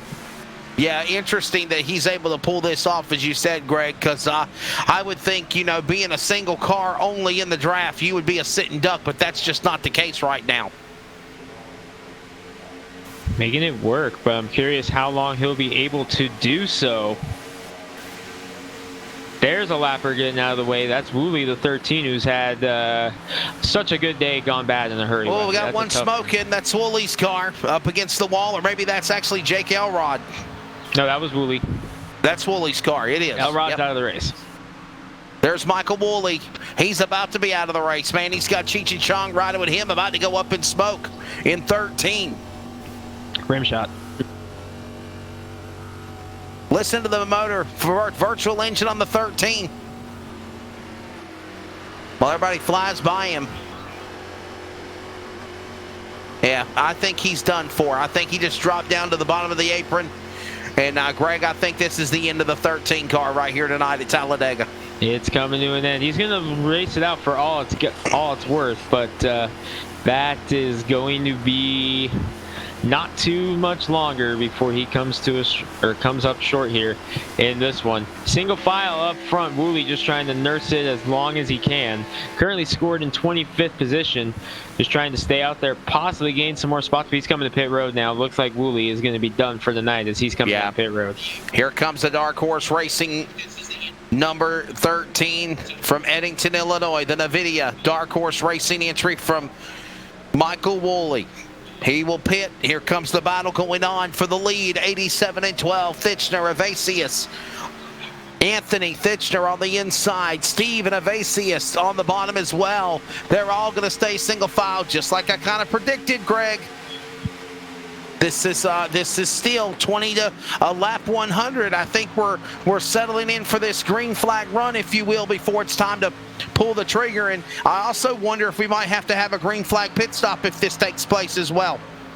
Yeah, we're definitely going to have to make one more pit stop, possibly two, Wesley, the way everything has gone. I think we're definitely going to see him on pit road probably 2 more times here in this one. But all of our pit stops have come under caution. We have yet to see a green flag pit stop here tonight. Curious how long we'll go before we start thinking about seeing these guys on pit road if we stay green. That's my question, if we're actually going to be able to do a green flag pit stop. We've seen the yellow flag come out and make these drivers make green flag pit stops under caution. Or make pit stops under caution is what I meant to say. But right now, Thitchner, Evasius, Jurgen, Fluman, Keys, top 5. They're all single file. No one breaking out of line. The freight train, single file, roars back into turn 1 up the high banks here at virtual Talladega. The Rich D PC 350 is approaching the home stretch. Coming up on the final 40 laps or so in this event. 50 laps remaining, my apologies. Under 50 remaining. Thitchner, Evasius, Jurgen, Fluman, Keys, no change. Change up for the lead, possibly. Evasius trying to get it back. The battle of the black cars. Jim Bean and Goodwrench off of turn number 4. So return number 4. I'm watching the guy in 4th right now, Wesley. Fluman's kind of hanging back a little bit, trying to size up a run on Jurgen with some help from Keys into number 46. That's what I'm keeping my eyes on, that orange 22 car sitting in the 4th spot. Now he's beginning to break away a little bit, though, from Keys. So maybe he's going to back up, or maybe he's caught on enough draft off Jurgen. He's going to be able to pull himself up there. Looks like that is what's happening here. Yeah. He's able to close a little bit on Jurgen. And we just saw Harris up the speedway as well. His night in the sun coming to a close. He's 1 lap down. By the way, he is the free pass car in the 21 23rd. If a caution was to come out, Greg, he would get back on the lead lap. As right now, he currently is 1 lap down in the car number 21. And he had such a strong run going earlier. That he up did. there contending for the lead, got caught up in 2 incidents, and I'm honestly surprised he's able to still continue with how that's gone for him. See him staying at the back of the line. I think this is smart, Greg, to be honest with you. He's staying at the back of the line and letting these guys do whatever they're going to do. That's one of the things you asked me earlier when we came on the air. What do? Do you stay in the front? Do you stay in the back? Obviously you don't want to be in the middle of the pack. I don't want to be caught up in a draft with a pack of, a pack of traffic. So I think he's doing what he needs to do smartly, waiting for that Banana Republic flag by Swag to come out. And if it does, then he will go back to the lead lap as we see the leaders of Fitchner, Evasius, Jurgen, 1, 2, and 3, nestled by less than half a second for the top 3. Then you've got Fluman half a second back. Keys in the top 5. And here they come back to this trioval, another lap on the board. Working lap number 86. If Anthony Fitchner can lead the next 2 laps, he will officially lead his car number lap because he is number 87, but he's feeling the heat from Evasius in the 12. Jurgen in 3rd in the 92. He's beginning to peak on the high side there a little bit, Wesley, so Jurgen might be thinking, hey, I might have a shot at leading this one here before too long. And by the way, do you also notice that Jurgen is beginning to Jurgen, Evasius, and Fitchner are also beginning to pull away from Fluman. They were trying to make a draft to a pack of 3 cars. Now 4th and 5th of Fluman Keys has reeled him in. And because they're not battling side by, they're starting to break, the draft with one another. They're allowing now Coates and Gilchrist to close in on him. And this is allowing a bigger pack of traffic. At one point, it was 3 cars as here comes Fitchner up the outside. Jurgen to his inside. He'll carry Fluman with him as we got lead changes going on with Evasius to the lead now in 12. Evasius trying to get the run in the 12 on the high side. So much for leading your car number lap. I was going to say that, but he wants it back. Here he comes. He wants it. He is not done with. He's not giving up on that just yet. He wants it. What a move from the outside. There. Yes, sir. What a move from the outside to the inside. Clearing around Theseus. Evasius, Jurgen. Fitchner now going back to the lead. Jurgen 3 wants wide. It. All right, drag race to the line to lead lap number 87. A little under 50 to go. Jurgen got it. Wow, wait a minute. They were dead heat. Look at the timing and scoring. Another time we've seen a dead heat in timing and scoring between these 2 cars of Jurgen and Fitchner. Down the backstretch now. Fitchner gets the lead back, but Jurgen trying to fight back on the outside as Evasius tries to get that high side working again. No, correction. That's Keys on the inside. Evasius falling outside of the top 5 now. All of a sudden, Keys to the lead. And this is Talladega that we've come to expect. They're jockeying it every lap now. Yeah, look at Keys to the lead. Keys carrying also Coates. Fitchner to 3rd. Jurgen and Gilchrist now battling with Fluman. They're up the racetrack. Jurgen and Fluman are. Hall is back in the battle as well. He'll play wingman also with Jurgen and Fluman to the outside lane. As here we come back into turn number 1 and 2. And I'll be honest with you, Greg, I just think it's too early. It's a little too early to start racing like this. But again, it's typical Talladega. That's Talladega for you right here as Keys leading the way. Alec Coates started 2nd, led the first 5 or so laps of this race on that first green flag run. Haven't seen much of him since. Has fought his way back to 2nd now. Evan Keys now the leader. Coates, Jurgen, Fluman, Hall, the top 5. Back across the line. Coming up on lap 100, we'll go side by side so you do not miss a thing. The racing continues. It's getting hot and heavy, fast and furious here. This is Talladega, the No Limit Racing Pro Series on LSR TV and iRacing Live, approaching lap 100. We're based out of West Monroe, Louisiana. We do custom T-shirts, racing. We'll do any shirt. We'll do schools, churches, fundraisers. We do a ton of event shirts, as you can see on our board here, all around our banner. Personalized. I mean, we do anything. It doesn't matter to us. We got the custom rugs. We use all the, top quality shirts, inks and everything. Hoodies, hats. We do embroidered hats, embroidered shirts. Just you can call us for anything. We do offer the bag and fold, to where you can receive them and they're already labeled and tagged and bagged, ready to give out to your customer and stuff. So you just call us and just tell us, hey, this is what we're looking at doing, and if we're going to put the car on there, it is 125 quantity minimum. If it's without the car, it's 60 quantity minimum. That's strictly on the racing stuff. If it's a business or something, if you race on Texas shirts, it's a little bit differently. You can call us. It just depends on your quantity and ink colors. Everything is hand drawn. I mean, everything. We don't Photoshop anything onto a shirt or anything like that. Everything that we go through, everything is drawn, and which is the reason for the art fees. We do have several graphic artists that draw for us, and they're really good. So what we do is on any package that you do, we can mix and match. We can do any colors. You can do purple, red, blue, green, and do the rest black. It doesn't matter to us. With your design on there, we can do hoodies. We can do hoodies, long sleeve shirts, T-shirts, tank tops. It doesn't matter. I mean, it's almost limitless what you can do, and you can put all that together in that package to make that minimum requirements. They can call us 318-278-7191, or they can email us at bulletprooftees at yahoo.com, or they can go to the website bulletprooftees.com.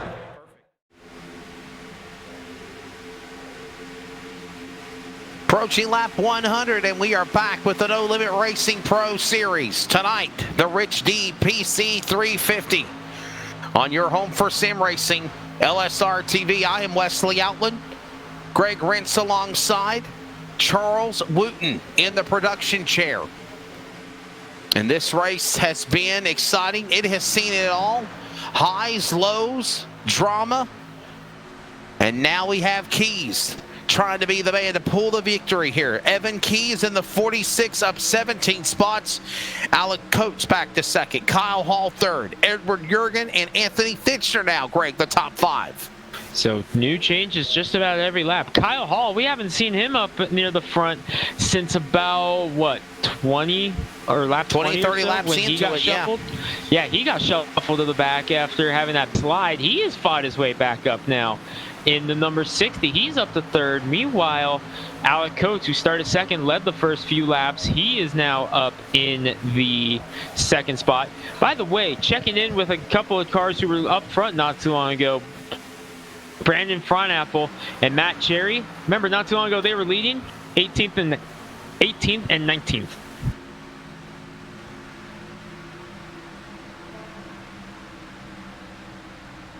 And here comes some more slicing and dicing, if you will.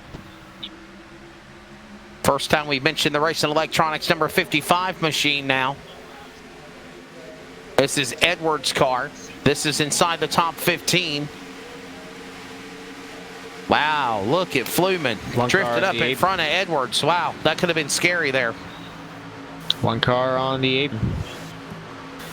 Able to get going or stay green, but things are getting slicey and dicey again, Wesley, and we're on lap 95. We're about 5 laps shy of what you thought around lap 100, but it looks like these guys near the back are starting to think about making their move up to the front.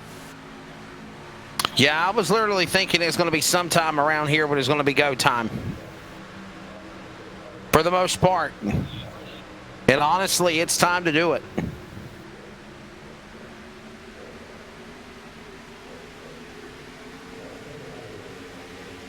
Ready to see what Lovett will now be able to do. By the way, he is the points leader of the series. First time leading now, the number 41.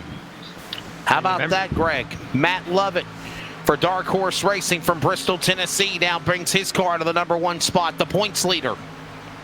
You remember, he did not qualify because he was having connection issues, much like we saw earlier with a couple other drivers. Lovett was one of those guys who was having those issues. That prevented him from making a qualifying lap. Now he is leading the way after kind of hanging back. He was one of those ones who was doing the hang back strategy and let things sort himself out. Now he's up front leading the way. He's decided go time.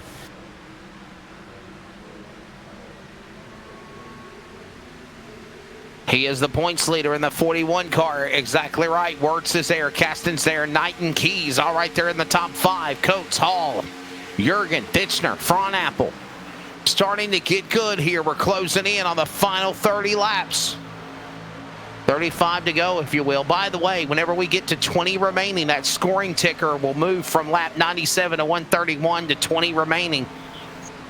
It's coming up here before we know it. We're getting pretty close. Yes, sir. Trying to still a lot of racing here to go, man. I'm telling you, I think it's going to get it's going to get more crazy before it settles down. And I still think we're going to see a green flag pit stop as Wirtz goes to the lead.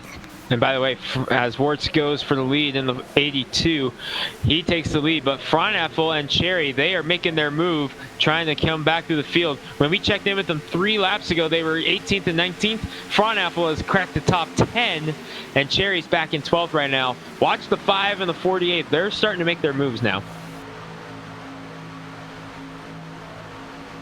Man, what a show they put on.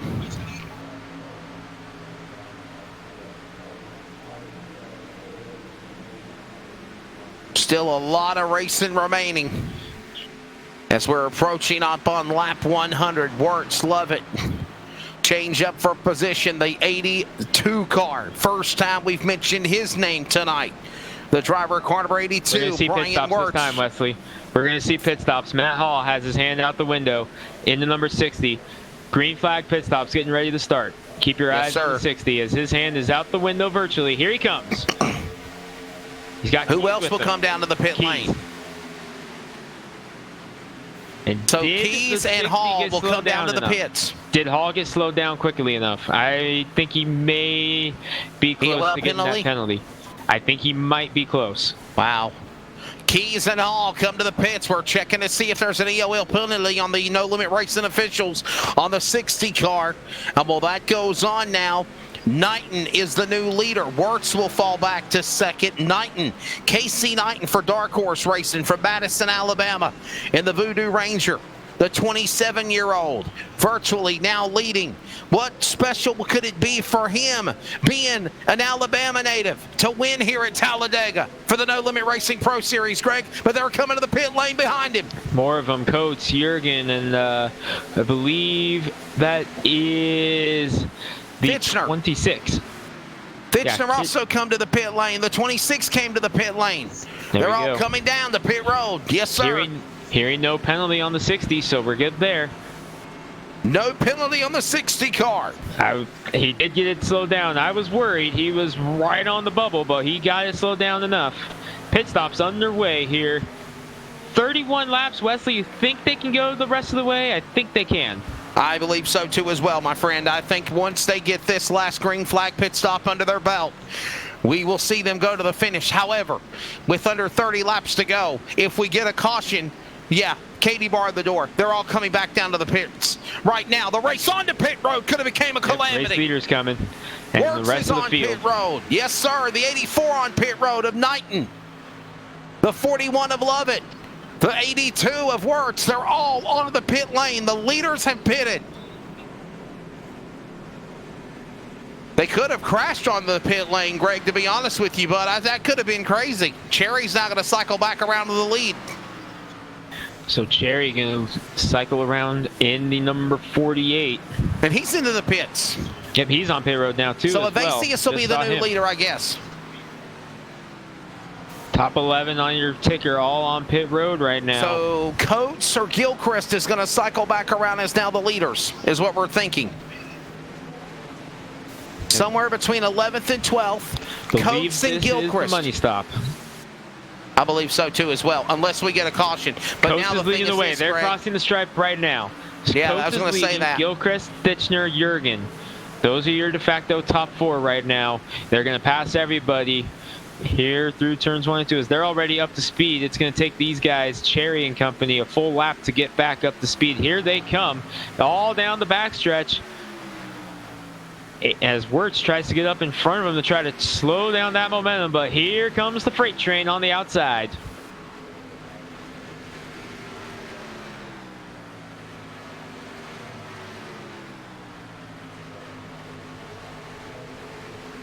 Back off of turn 4. Here come the leaders. And again, Coates. Oh, Coates goes spinning in the grass. He got turned in the pack.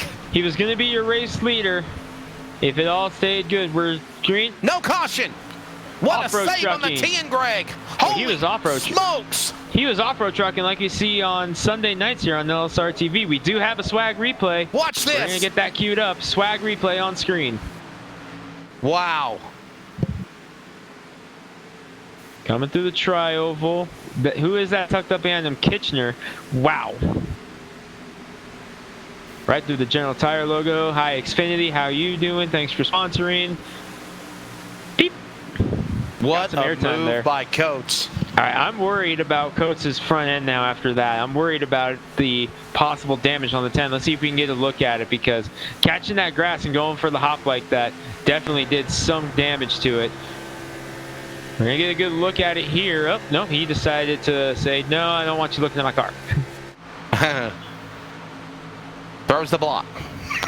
He throws the block in the broadcast. Wow, look at the way he weaseled back into that spot. Nice move. We'll try it. Let's look now. Oh, it's all damaged. What's your assessment? It looks okay to me. I think he's okay. So fresh and so clean. Keep on going. He looks better. He looks better than Harris did earlier. Yeah, he looks good. Keep it going. Yes, sir. He's lucky. He's lucky because that grass is not friendly. No, it is not. Man, what a save there for the 10 of Coates. Now he's got to shake off the cobwebs, by the way. 3.5 seconds back. By the way, we're on lap 103 of 131 here in the Rich DPC 350. 350 miles, 131 laps here around Talladega. That's the distance. And what a show it has been, sir. And the field has settled in now. Once again, single file for about the top 10. Top 16 are within 3 seconds right now of each other.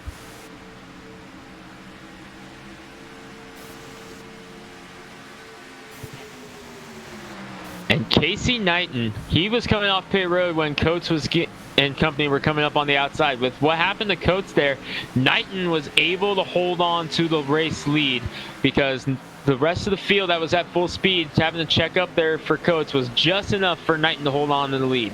But look at Keys making the move on the outside. What in the world? Wow. What did Keys just do in that number 46? He was in 11th at the stripe last time, and he just rocketed around him. How did that just happen? What a show they put on. I want to know, can we get a swag replay of what Keys did there? I want to see how he got that run. He was 11th last time by.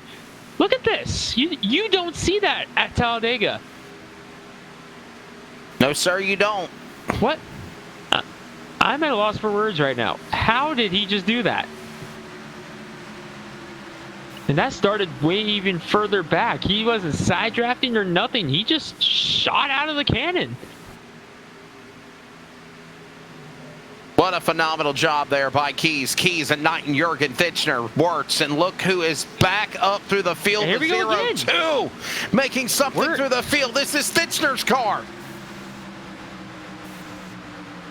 What? He will not go away. Mayo. That was Mayo able to get the run. Whatever Keys tried, Mayo just tried it. Mayo, yes, sir. Look at Mayo. He came out of nowhere as well. Yeah, I think it's the first time we mentioned his name tonight. All right, who's next?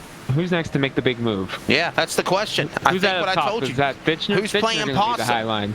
Who's playing possum? That's Josh Mayu. The Haters Make Us Famous Racing, the 40-year-old out of Lyons, New York, sponsored by Harley Davidson. First time we've mentioned him now. He wants his shot in the spotlight. Thitchner, Knighton, Coates is back in there. Coates is back up there, Greg, who went almost spinning through the grass by contact. He is now shooken off the cobwebs from 13th, and he's run his way back to the top 5. I don't think we have any damage on the 10 car. get that man in the LSRTV Stadium Super Truck Series stat, because he just did a huge jump a few laps ago. He has fought back into the top 5. I think we need him on a Sunday night.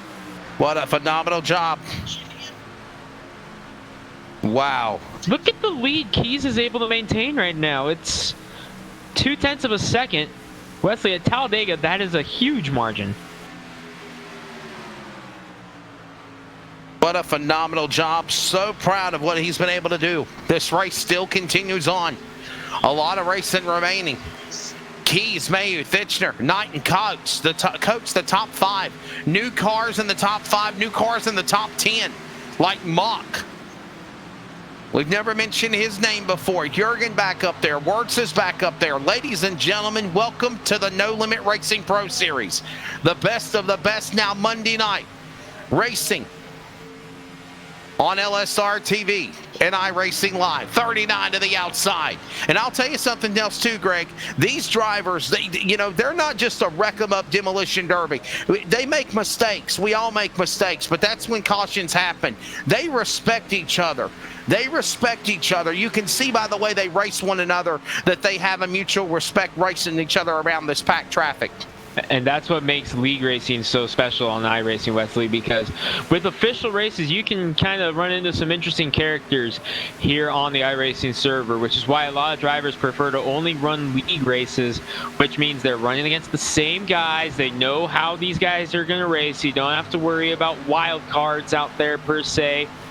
So this is why a lot of guys like league racing, and this is why you see it more and more as the rest of the field has now caught up to Keys, because Keys got stuck behind the 39 of Casey Clark Jr., who, by the way, is 37 laps down in that number 39 right now. He's just trying to hold on and try to get around Woolley in the number 13. He needs 6 more laps to be able to do it. So if he stayed green, he will be able to gain that 1 more spot and finish 25th. That's what he's trying to do right now, is just log out the rest of the laps. But that just shows you how quickly the rest of the field was able to catch up to Keys once they got pinned behind him. What a show this race has been. And don't forget, coming up in about an hour and 20 minutes time, we come right back on LSR TV with coverage of the Northwest iRacing Cup Series from Pocono. I'll be on the pit lane virtually at Pocono Raceway. Justin Prince and Greg Rentz will be on the call for round 23 of the Northwestern iRacing Cup Series. Tomorrow night, the Swag Short Track Cup All-Star Challenge from Nashville, the Music City, the Fairgrounds Speedway, one of the recent builds on iRacing. In their update, we'll have coverage tomorrow night, 8/7 Central. Wednesday night, the Butt Kicker 200 and the CRN Money Dash, 8 p.m. Eastern for the Swag Outlaw Super Late Model Series on LSR TV and CRN Sports. Then on Thursday, the American Motorsports Association Next Gen Challenge Series, Ohio, Indiana Roofing All-Star Showdown, the All-Star Race from Lucas Oil Raceway in Indianapolis. Friday night, the Maconi Series, that will be on Friday. Saturday, possibly a Martinsville E-Invitational to lock in 2 spots to the big race on Sunday. Sunday, 1 p.m. Eastern, the inaugural Martinsville E300, sanctioned by Swag, LSR TV, the Weekly Racer, and CRN Sports for coverage of that.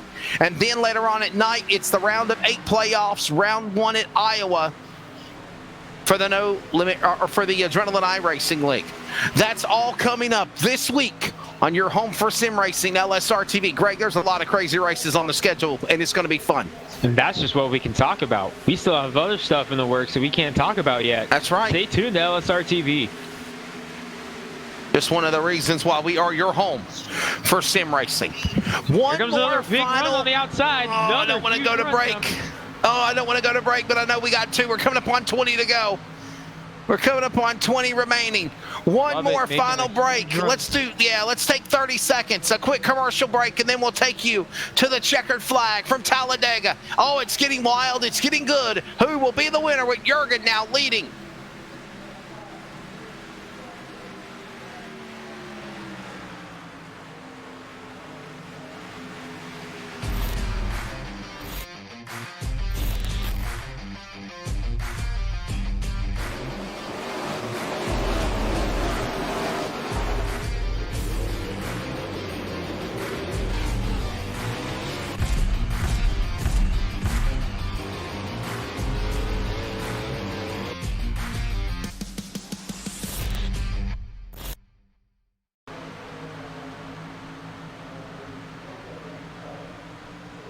Thank you for joining us on LSR TV and iRacing Live. We are set for the final 20 laps here at Talladega. We will take you to the checkered flag from here.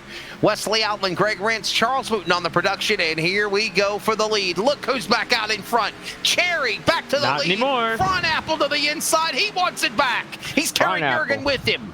Front Apple to the lead now in the number 5. Inside, 20 to go here at Talladega. And Wesley, it's getting slicey, it's getting dicey, it's getting spicy.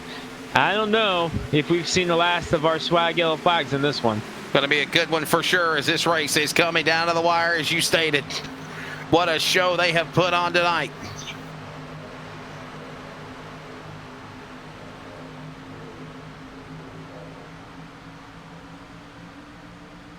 Yeah, by the way, I was told not to pick anybody because every time I do, they crash. Yeah, point taken.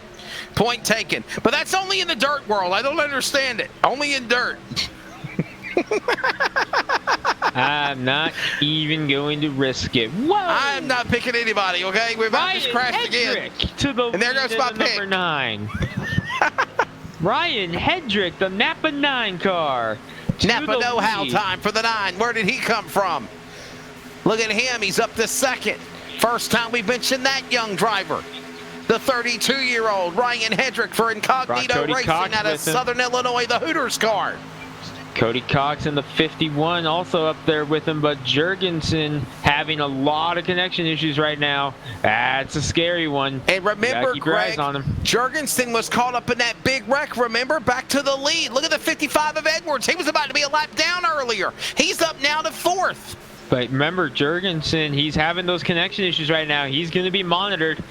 Looks good right now, but there for about a lap, he was doing some heavy-duty blinking. Cox wants it back. Remember, Cox, he about caused a couple of cautions a couple of times in the 54 car. He's back to the lead. Crazy moves down to the home stretch with Cox, Jurgensen, Hedrick, 1, 2, and 3. Fluman, Jurgen, the top 5. This is Talladega coming to 16 to go. On board with Hedrick. He's in 4th in the 9 Napa car, Greg. Hedrick back to 4th after leading a lap. Jorgensen and Cox battling for the lead right now. Cox gonna try the outside lane. They settle down single file again, but Cox is making moves high, low, high again, trying to make anything work to get back to the lead.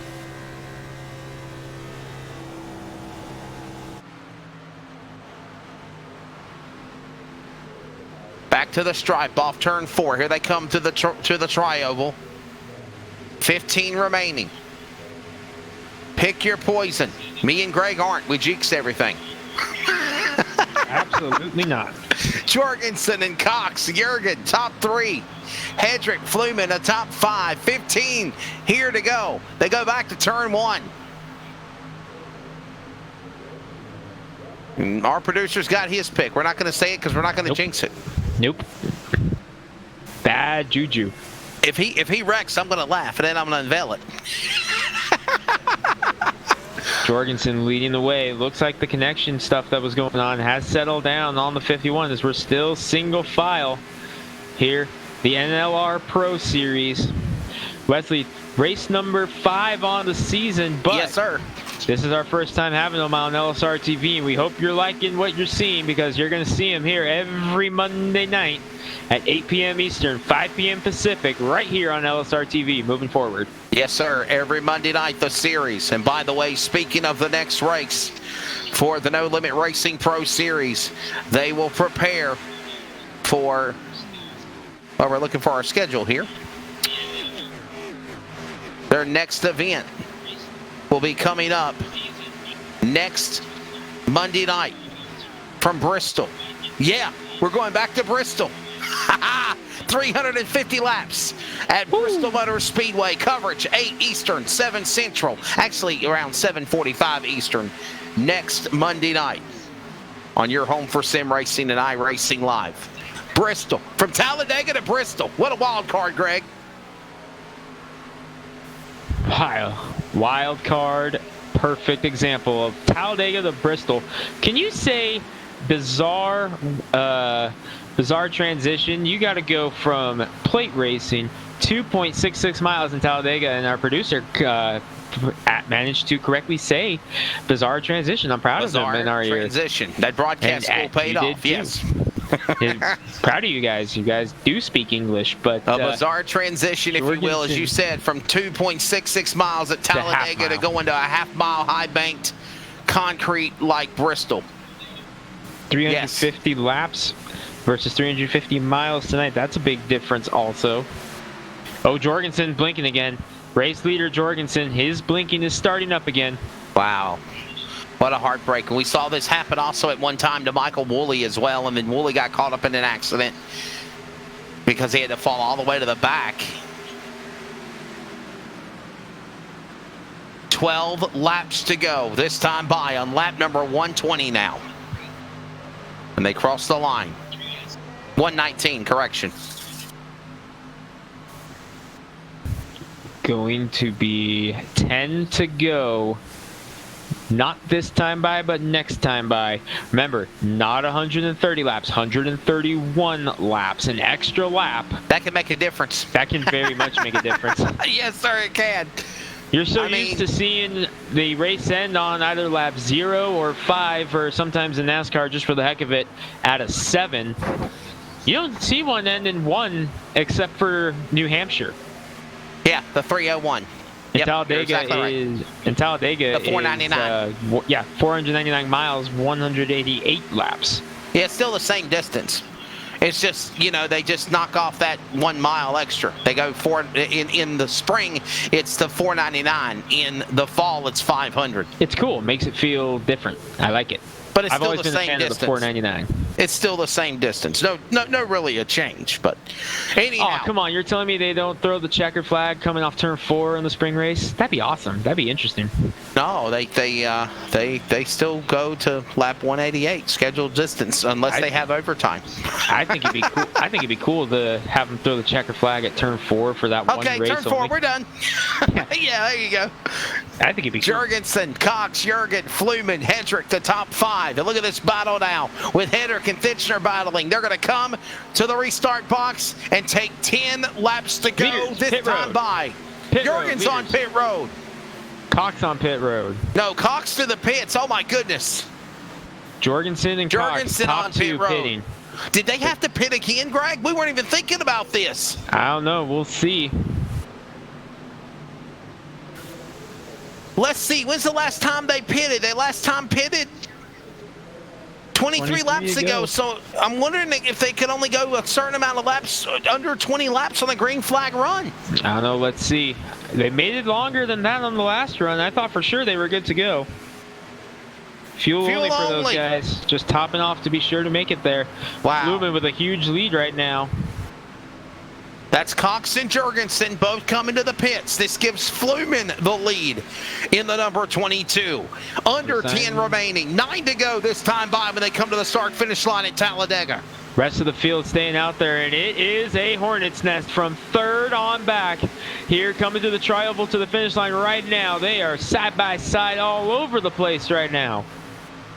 Jake Fluman for JEK Racing, the Whiskey Oval TV entry, leading the way now. Wow, they just destroyed Fluman. They just ransacked him there in turn 1. Just went by him like a sitting duck.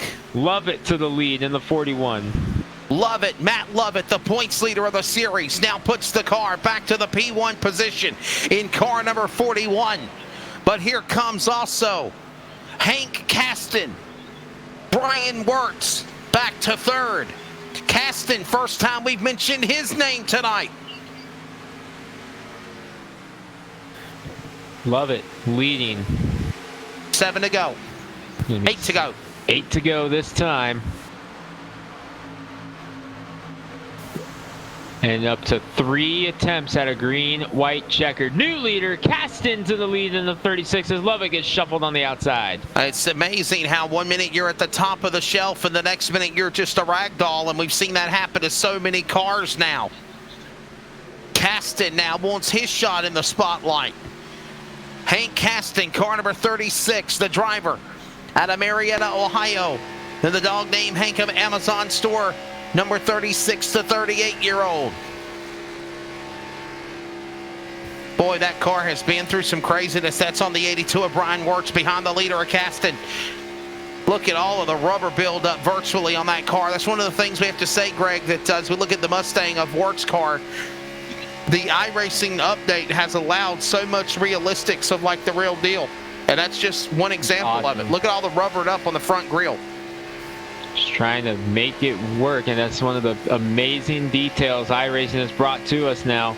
It's been there before, but it just seems to be magnified with this new build. To the lead, here comes Wirtz looking for the lead in the number 82. Turn number 3. Up the racetrack. Here comes Wirtz now. He'll go to the lead. Fitchner will fall all the way back to, that's Caston actually, back to 3rd. Fitchner in 5th. Here comes Matt Cherry. He'll jump out of the pack. Starting to make a move through the field in the 48 car. Thought better of it. Down to the bottom. 7 to go. 6 remaining here at Talladega, Greg. It's getting good. Going to be 5 at the line for Brian Wirtz in the 82. Remember, he got an EOL penalty after being caught up in an incident earlier in the race. He was involved in that very first caution. Now he's leading the way here late in the race. Casey Knighton, remember, he looked like he was going to get freight trained earlier, and he was able to pick up just enough of the draft to get the lead. He's back up in 2nd. Look at the high side, the 48 of Cherry, the 12 of Evasius. They're coming. They're trying to crack the top 5. Hope you have enjoyed this coverage here tonight for the No Limit Racing Pro Series tonight at Talladega and the Rich DPC 350. On to Bristol next week. Open hand from your flagman. Barney, virtual iRacing flagman, shows them 5 to go. Back to turn 1. Wirtz now holding off Knighton for the point off of turn number 2 to the backstretch. Going single file now. When do you make your move, Wesley? And who do you think is going to be the first one to make the move? If I'm a betting man, I think the first move is coming from 5th place right now. Steven Evasius in the 12. We'll see what happens here. Trying to this craziness continues. Right now. Coming up on the way, Bristol, Charlotte, Dover, Pocono, all of these races on the schedule for the series. They run 10 races, and then they go into the Pro Chase, which is their version of the playoffs. We're already at race number 5, so halfway point for this one. Battle for the lead, as it looks like Wirtz is going to get shuffled back as Knighton tries to get the lead and bring Caston with them. My goodness, how many lead changes has we had? What a move by Hertz to get down there in front of Coates. Yes, sir. Get Coates a new fire suit. Man, he just weaseled his way there to pull up in front of Coates there. That could have been crazy. As they're going to come to the line, and they're going to take 3 laps to go this time by. Now cars on the outside lane getting passed like sitting ducks include all these cars in the back. Hendricks on pit road to the 9 car. The Napa 9. Ooh, Cox and the 51 of Jorgensen getting a little bit hairy back there. Yes, sir. 3 to go. They're a lap down. 3 to go. Knighton leading the way over Caston, Wirtz. And if Wirtz can get back up there and get a win or even a top 5 out of this, that move. Whoa, we got 1 car on the apron. Who was that? Saw a car going for a slide on the apron. We stay green. 1 car went for a slide. It was Jorgensen, the 51. He almost had a thing sideways on like a dirt track. He made the save. Whew. A lot of blinking connection issues on the 51 car. We've been talking about it repeatedly. As here comes Knighton, Casey Knighton, coming off of turn number 4 through the tri-oval. This time by 2 laps to go. Bullhorns are up, as they say, here at Talladega. Knighton, Caston, Wirtz, Coates, Evasius. Somebody's going to pull out a line and make a move. Candlesticks up as Knighton leads the way. Making a move on the outside like I thought. Here comes Evasius in the 12. Caston going to go try to pick him up. Evasius to the extreme outside. 3 wide for 2nd. And Evasius has the run on the outside. I think he's going to get him down the backstretch. He will. Make the outside lane work as here comes Evasius down to the outside. Steven Evasius throwing the block now on Cherry. Cherry back up there. He'll pull up the racetrack. Here comes Apple back up inside the battle. They're going to make their way through the tri-oval. This time by off of turn number 4, slicing and dicing here. This is Talladega virtually. Here they come to the line. It's time for the swag. One more to go. Here at Talladega, they're in turn 1 for the final lap. Who will it be, Greg, in turn 1 for the final time? Knighton led the lap. Let's see if he leads the checkered as they come down the front or backstretch. Excuse me. Evasius with a run on the outside. His drafting partner Cherry is going with Knighton right now down the backstretch for the final time. They get around Harris, clean and green in front of them for the rest of the way. Cherry going down to the bottom to try to steal it. Knighton to the outside lane. Here comes now Cherry. Matt Cherry will now pull back to the bottom. Here comes Evasius. He'll pull back under him. Up the speedway goes now the drivers of Knighton. Fronapple. Fronapple now gets under Evasius' car. To the inside. There's contact. They're wrecking to the start-finish line. Matt Cherry will win this race as they're crashing into the tri-oval. Matt Cherry wins the Rich DPC 350 on a last shot move in 3. Calamity in the tri-oval.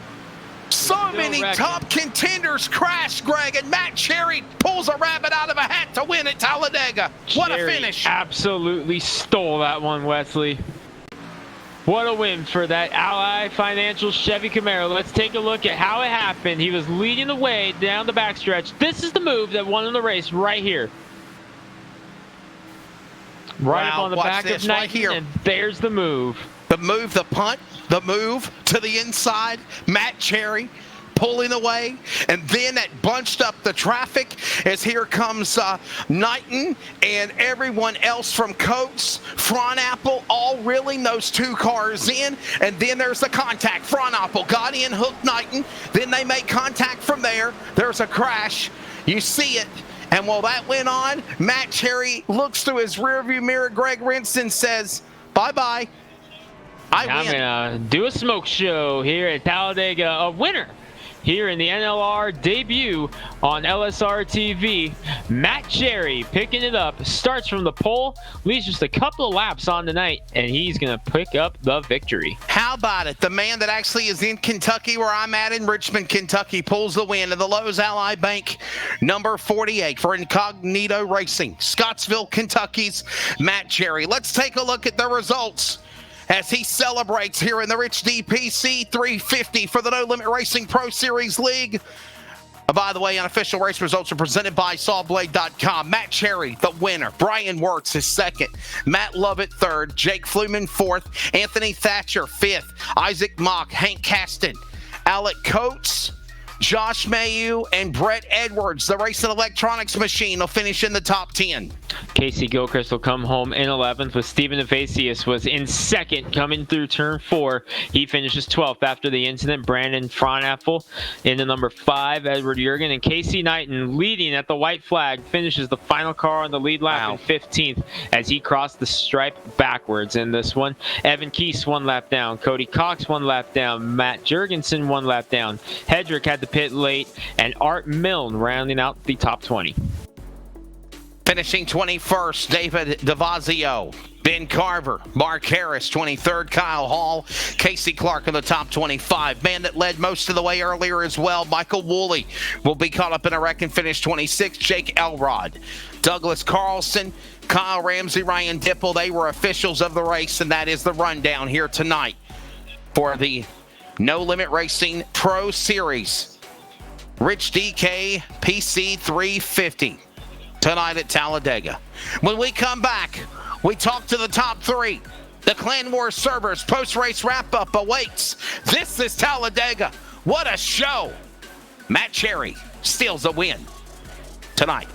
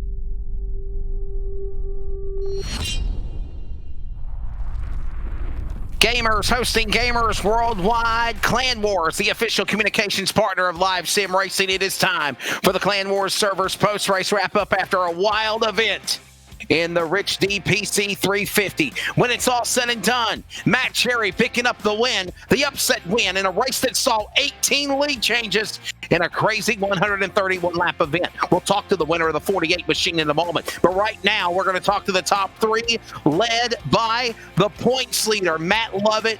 Matt, a good points day for you. For many times, it looked like you could be the guy to pick up the win. What's your thoughts being on the podium here tonight at Talladega? Man, when we come to Talladega, you always hope just to come out alive. There was a bunch of tore up race cars tonight. I'm just glad we survived that last wreck and was able to somehow escape through for a top three. I was ready just to go for the top 10 and be done with it, but something happened up front, and the way just opened up for me, and we got pretty lucky to not get hit through that and came out top three. Matt, a couple of different drivers throughout the course of the race sized up a huge run on the outside to pass several cars in one lap. You were one of those drivers that we saw just shoot out of a cannon, going from like 10th to the lead in one lap. What happened there on that huge run you got to take the race lead late? Everyone was saving gas. I think we all realized we don't have enough gas to make it if we pit now. So we really had to slow down a little bit. Some slowed down more than others. It's a hard race when you have to sit there and try to save enough fuel to make it to the end. I had barely any left in the tank. It was about to be sputtering on me, but we made it there, and that's how that happened. Being the points leader, surviving Talladega with third, how does that make you feel now going into Bristol next week? Final question. I love Bristol. Glad we're going to an actual racetrack. It should be fun. All right, sponsors on that car number 41. Yeah, we got Nanny. We got the suicide prevention. I got my buddy on there. Had some bad haps happen a long time ago, and so it's pretty deep to me. They help a lot of people to get the mental illness out there. It needs to be more aware of. That's the point of the paint scheme, and like I said, I'm very proud of this paint scheme and happy to run it every single night. All right, for Dark Horse Racing, 30-year-old out of Bristol, Tennessee, back to his home track, Bristol, next week. The National Alliance of Mental Illness, number 41, Matt Lovett, the points leader, third here tonight at Talladega. Second spot's going to go to Brian Wirtz in the car number 82, the man out of Byron, Michigan, the 24-year-old in Nevada, the Nevada, Arizona Peace T entry for Dark Horse Racing. Brian, craziness at Talladega. You finished in the bridesmaid spot. What's your take of tonight? It was absolutely wild. We came out of pits, realized we didn't have enough fuel, so we saved, and I figured out what lap we had to go, and we had Matt Lovett in front of me, myself, and then Hank and Casey Knighton. And once I told them to go, we shot out, and we didn't look back until Matt Cherry came up there and took it from us. Go ahead, Greg.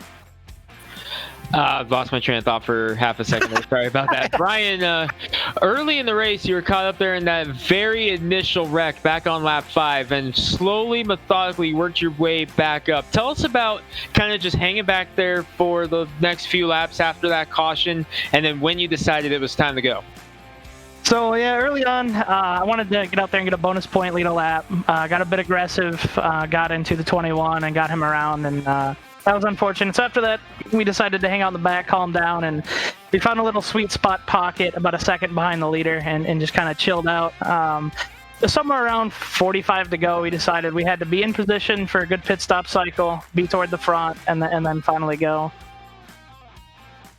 All right, man. Well, now we go to Bristol next week. We go from a big track to a short track. How do you adjust this and try to get that car to victory lane next week? A lot of practice, tons and tons and tons of practice. Bristol normally starts out as one of my worst tracks during the week. Nothing but wrecking in turn 1, just trying to make a lap. And it seems like every time I race there with Matt Lovett, it's usually me and him banging doors toward the end of the race. So I'm sure I'll find myself up in the front toward the end of that one. All right. Thank your sponsors on that car number 82, second tonight. Got to thank NVIDIA and Signature Esports for sponsoring our team at Dark Horse Racing. Thank you, NLR, for putting on the event. And thank you guys for broadcasting. In his second season, the 24-year-old for Dark Horse Racing, Brian Wirtz in the 82 will finish in second. And now we go to victory lane, the winner in the Incognito Racing, number 48, the 32-year-old from Scottsville, Kentucky, the Lowe's Allied Bank car that matches exactly what 7-time Jimmy Johnson's car looks like. Matt Cherry, you stole this one. What's your take of the craziness? Just go back to the last lap. And I don't know if the broadcast could actually show this again on a swag replay. What a wild last lap it took for you to win. Yeah, it was definitely a tough one. We just think we was coming out of turn 3, and I had my teammate behind me, and the top groove, it wasn't moving, and I hate to leave him hanging high and dry like that, but I think it was Casey left the bottom lane open, and I took it, and after I passed them, just chaos happened. Matt, twice on the course of the night, within a couple laps of each other, we thought your night was over with those huge bobbles there. And you were not only able to shake it off and obviously pull off the victory, but you didn't really lose a whole lot of ground either way. Tell the viewers at home about shaking off those cobwebs after a big slide at Talladega like that and just getting yourself back into a rhythm when normally that takes a good couple laps to do. Oh, definitely. We come through the trial. Well, I forgot what lap it was, but I think I had Brandon pushing me. And it got away from me. I mean, I was trying to push the car in front of me, and it got away from me. I chased it all the way up the track, and I thought for sure it was over. Well, again, this was a crazy race for sure. What's your take as we get ready to go to Bristol coming up in next week, and moving from a big track to a short track? And obviously, for people that are new to the No Limit Racing Pro Series, how much do you enjoy running with these guys and being a part of what they're doing? They've came a long ways. I joined with them back in, I think it was 2013. They kind of went off the map, disappeared for a couple of years, and they just brought it back this year. And I love racing over here. Brandon, he does a good job of keeping things together. I mean, it's a good place. All right, thank your sponsors, man. Congratulations. Wild a race here at Talladega. All right, I appreciate it. Thank y'all for broadcasting. All right, man. Well, there it is. The man of the number 48, again, out of Kentucky, up the victory. And again, the driver out of Scottsville, Kentucky, the 32-year-old Lowe's Allied Bank Incognito Racing entry of Matt Cherry, picking up the win here in the Rich DPC 350. Greg Rentz, again, a Clan Wars Servers post-race wrap-up. Clan Wars Servers is the official communications partner of Live Sim Racing. So we're going to get out of here, get ready for Bristol next week. What's your final take of tonight's race at Talladega, Charles? Greg. Wild race here tonight, Wesley. Hope you at home enjoyed the first race of the No Limits Racing Pro Series here on LSR TV. We're looking forward to bringing you Bristol next week. A very good show for sure. Coming up along the way next week, 350 miles tonight at Talladega. Next week, 350 laps at the half mile of Mayhem, the last great Coliseum, Bristol, Charlotte, Dover, Pocono, all on the way. We hope you've enjoyed also coming up Richmond in the first 10 races before the Pro Chase starts for the playoffs for the No Limit Racing Series. Thank you to Brandon Fronapple and everybody on the staff that's involved. We hope you've enjoyed it. It's off to Bristol next week. Stay tuned later tonight for coverage of the Northwest iRacing Cup Series from Pocono. And remember, Sunday, the swag of Martinsville Speedway E300. For Charles Wooten, I'm Wesley Outland, Greg Rentz as well. It's been a fun time. When it's all said and done, Matt Cherry wins the No Limit Racing Pro Series at Talladega. God bless you all. Be good to one another. And again, keep praying for America. This broadcast is the copyrighted work of LSR TV and may not be rebroadcast, retranslated, or used in any form without the express written consent of 52 Media LLC and iRacing.com Motorsports Simulations. LSR TV would like to thank you for your support, and we hope you enjoyed tonight's broadcast.